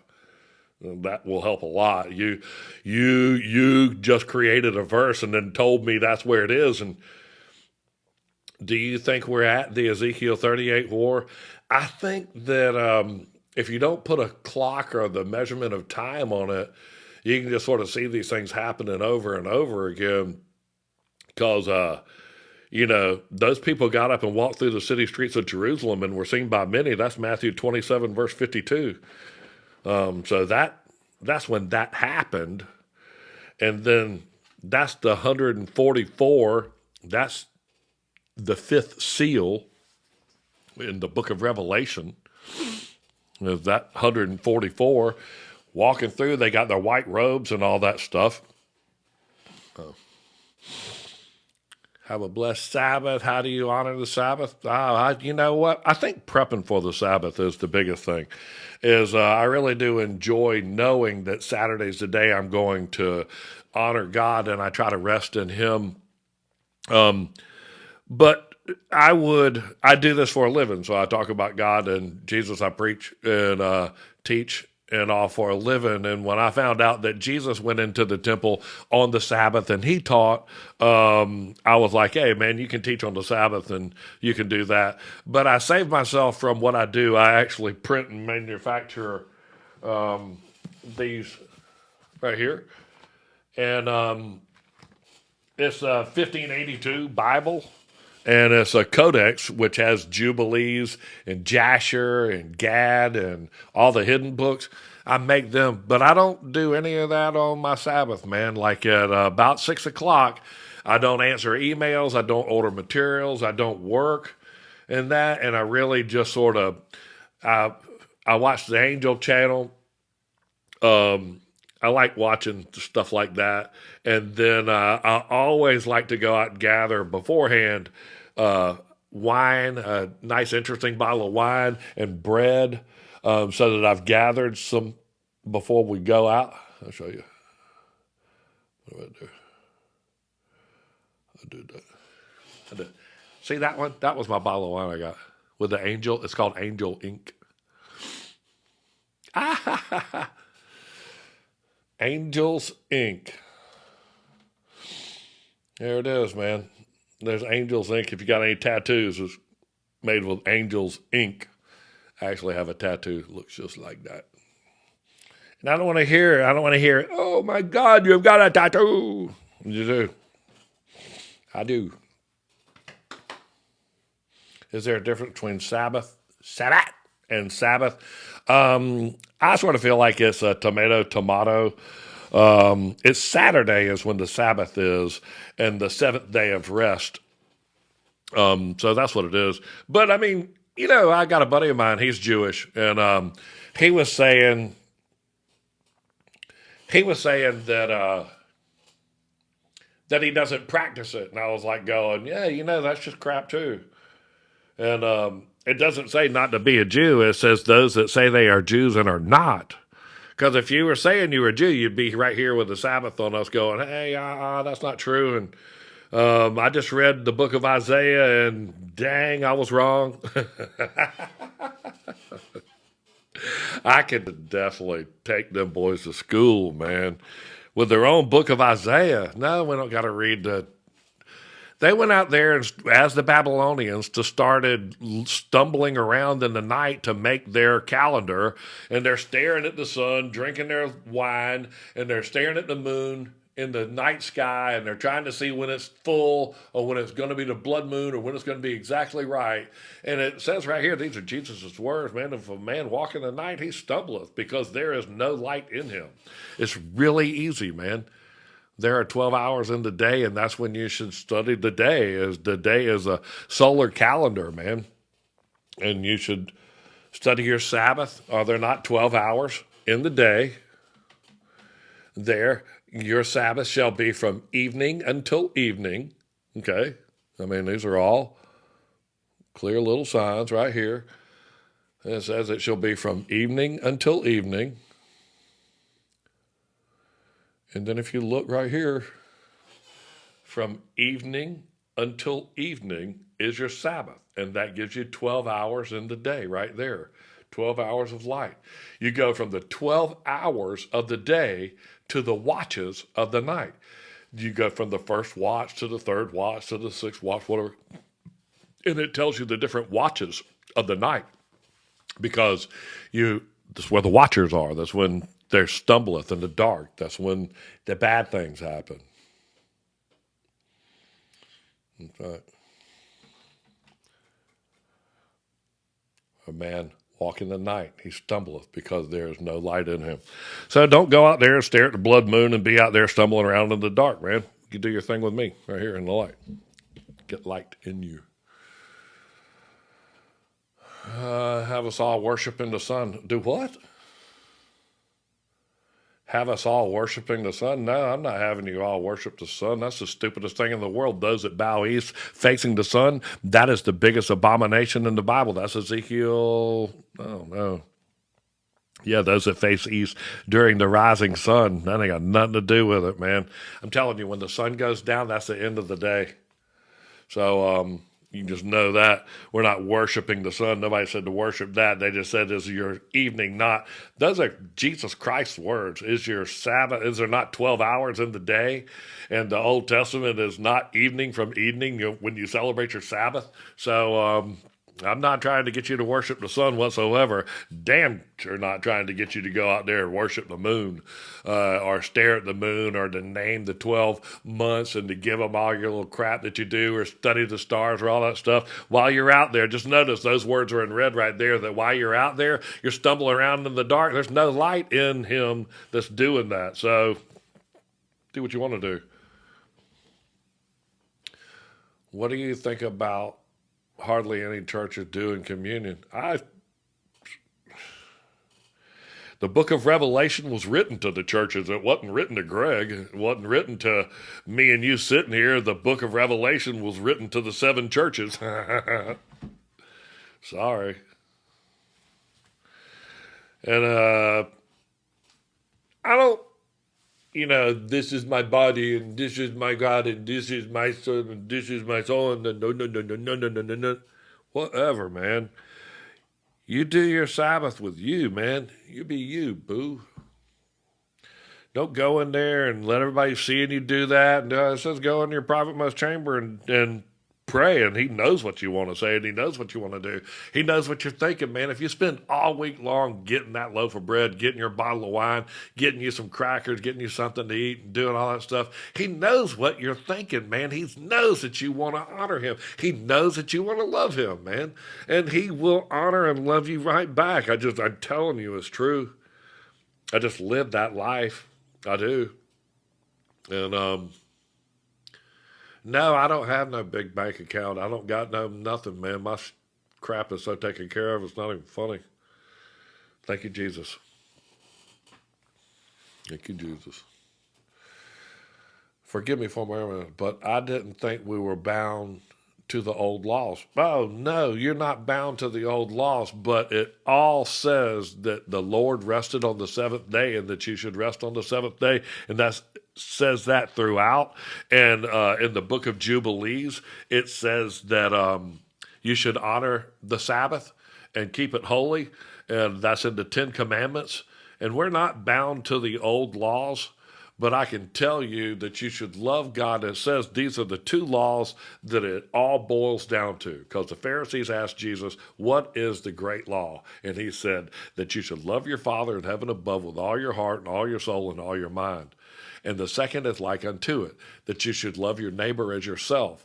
So just know that when I love God with all of my heart and all of my soul and all of my mind, and I realized that he rested on the 7th day, and that I am going to respect that because Jesus Christ, as a man that walked the earth, spoke of the Sabbath and how the Sabbath was made for us and not us for the Sabbath, and how we were made to enjoy this day and that it was made for us so that we could rest in us. That's what we seek, man. I used to be a millionaire and used to be big time and all of that crap, man, and I never rested any. And I lost everything, man. And even not having anything, I never got to rest. And the Lord provided me rest And now I feel like I've got much more than $1 million. I have rest. I slept all night long. I don't even dream. I don't think about anything. I go to bed.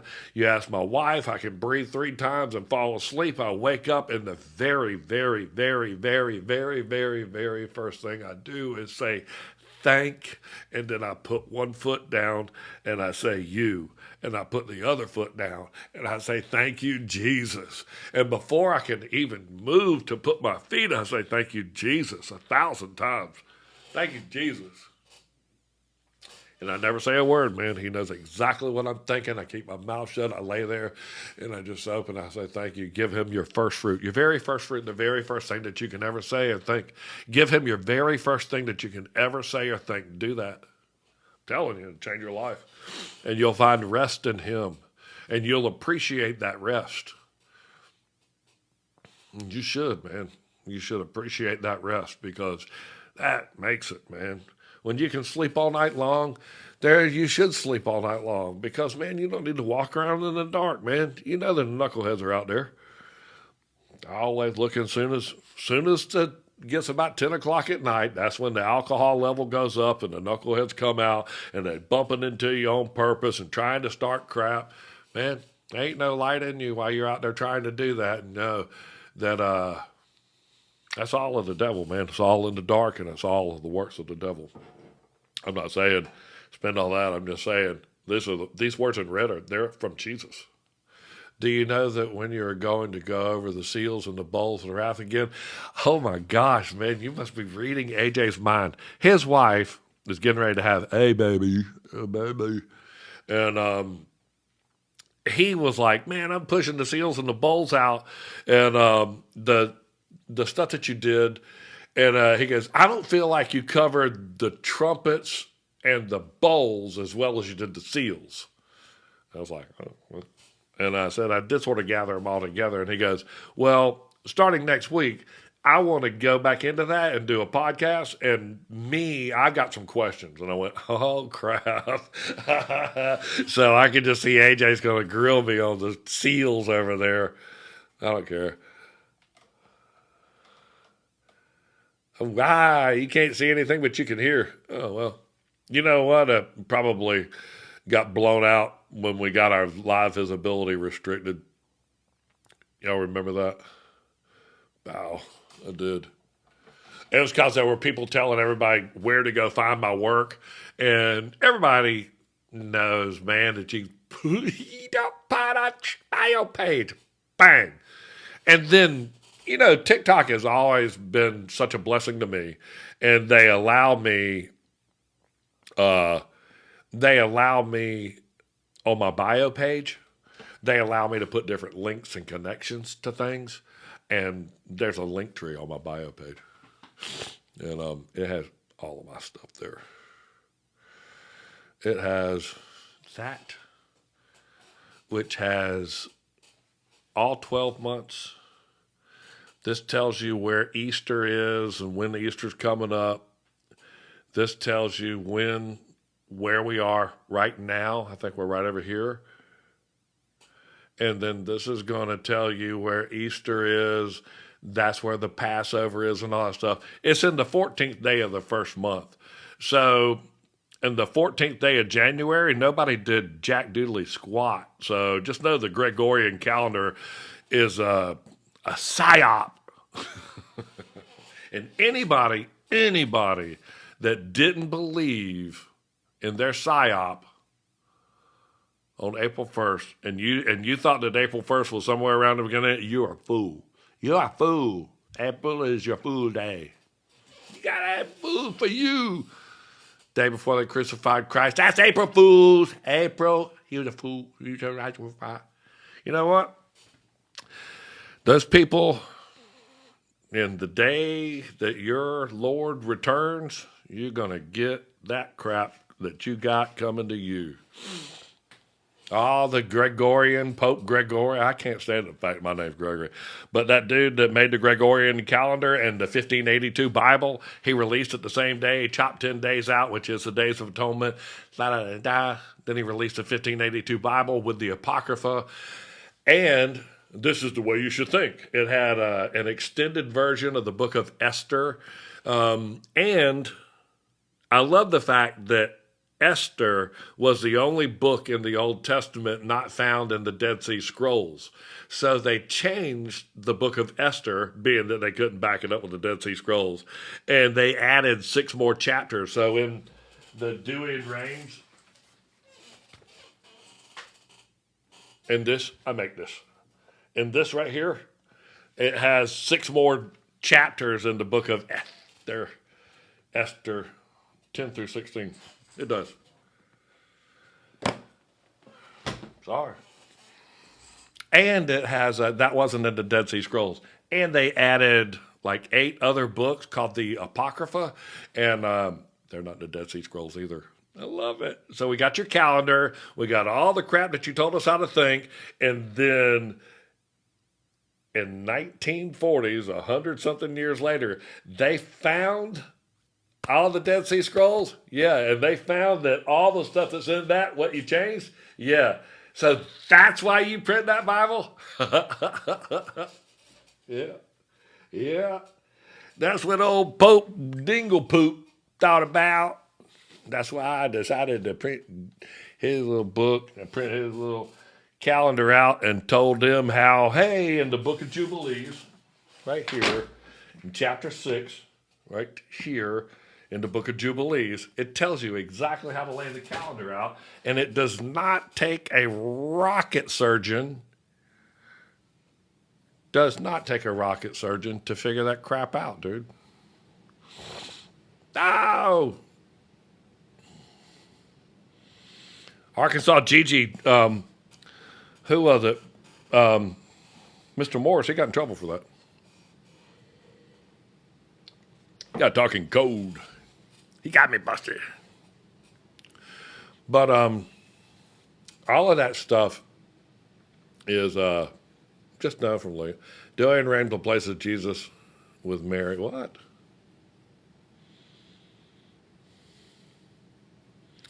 Hold on. Genesis 3:15.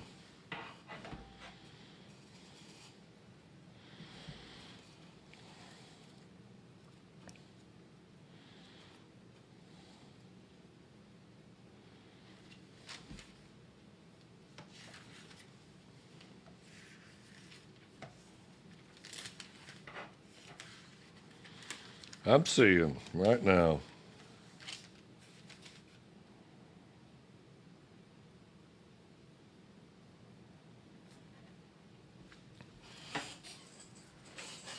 Genesis 3:15.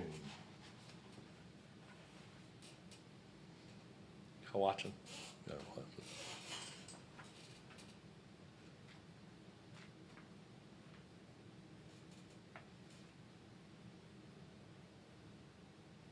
Okay, it says, I will put enmity between thee and the woman, and thy seed and her seed, and she shall crush thy head, and thou shalt lie in wait for her in the heel. And in this Bible, you said that it interjected Jesus into there, and it does not. And I will put enmity between thee and the seed and the woman, and between thy seed and her seed, and shall bruise thy head, and thou shalt bruise his heel. It does not interject Mary and or Jesus into that. You know, thank you for sending me on that wild goose chase.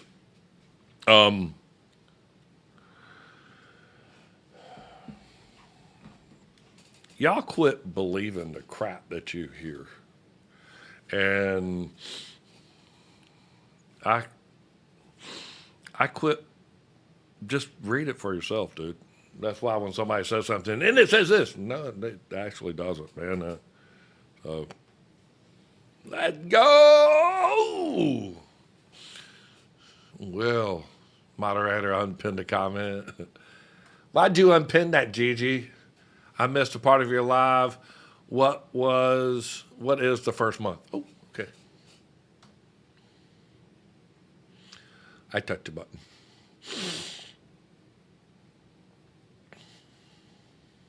The first month is spring when everybody goes, hey, man, is really spring when things start? Yeah, actually it is. And spring is when things start to grow. And the first fruits of the very first fruits of the fig tree appear here, and then the latter fruits appear in the summer. But this is April 1st, April 2nd, April 3rd, right in here. April is when, and if you still believe that the first of the year started in April, you were a fool. But they moved that and they added 2 months to the calendar, and they manipulated the Gregorian calendar around this. And the months, as outlined in the Book of Jubilees, they're numbered 1 through 12. They do not have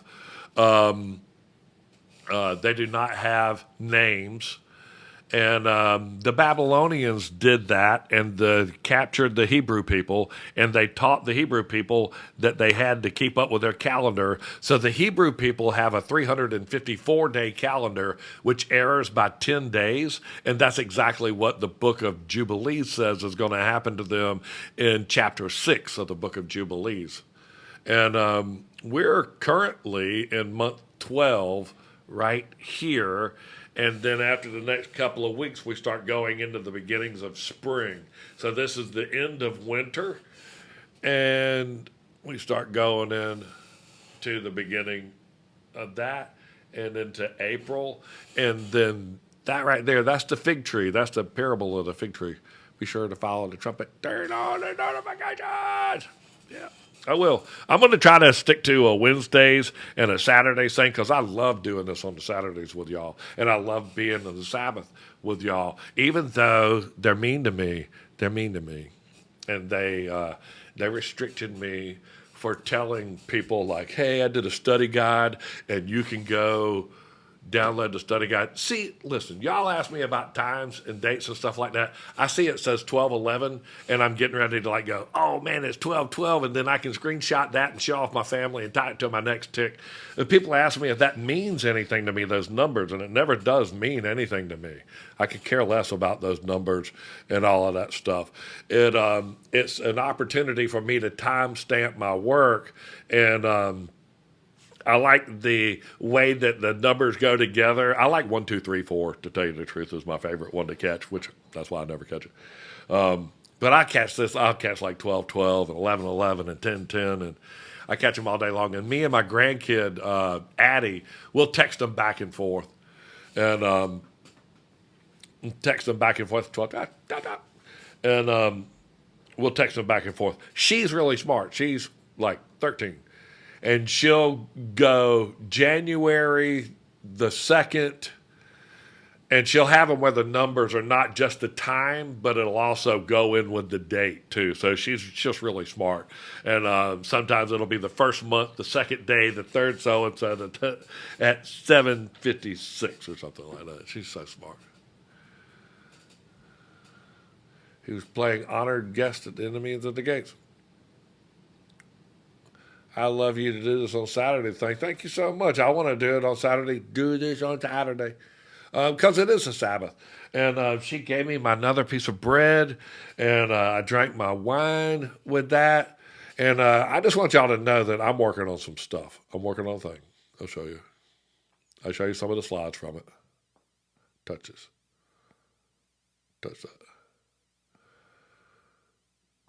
It's the whole Ezekiel...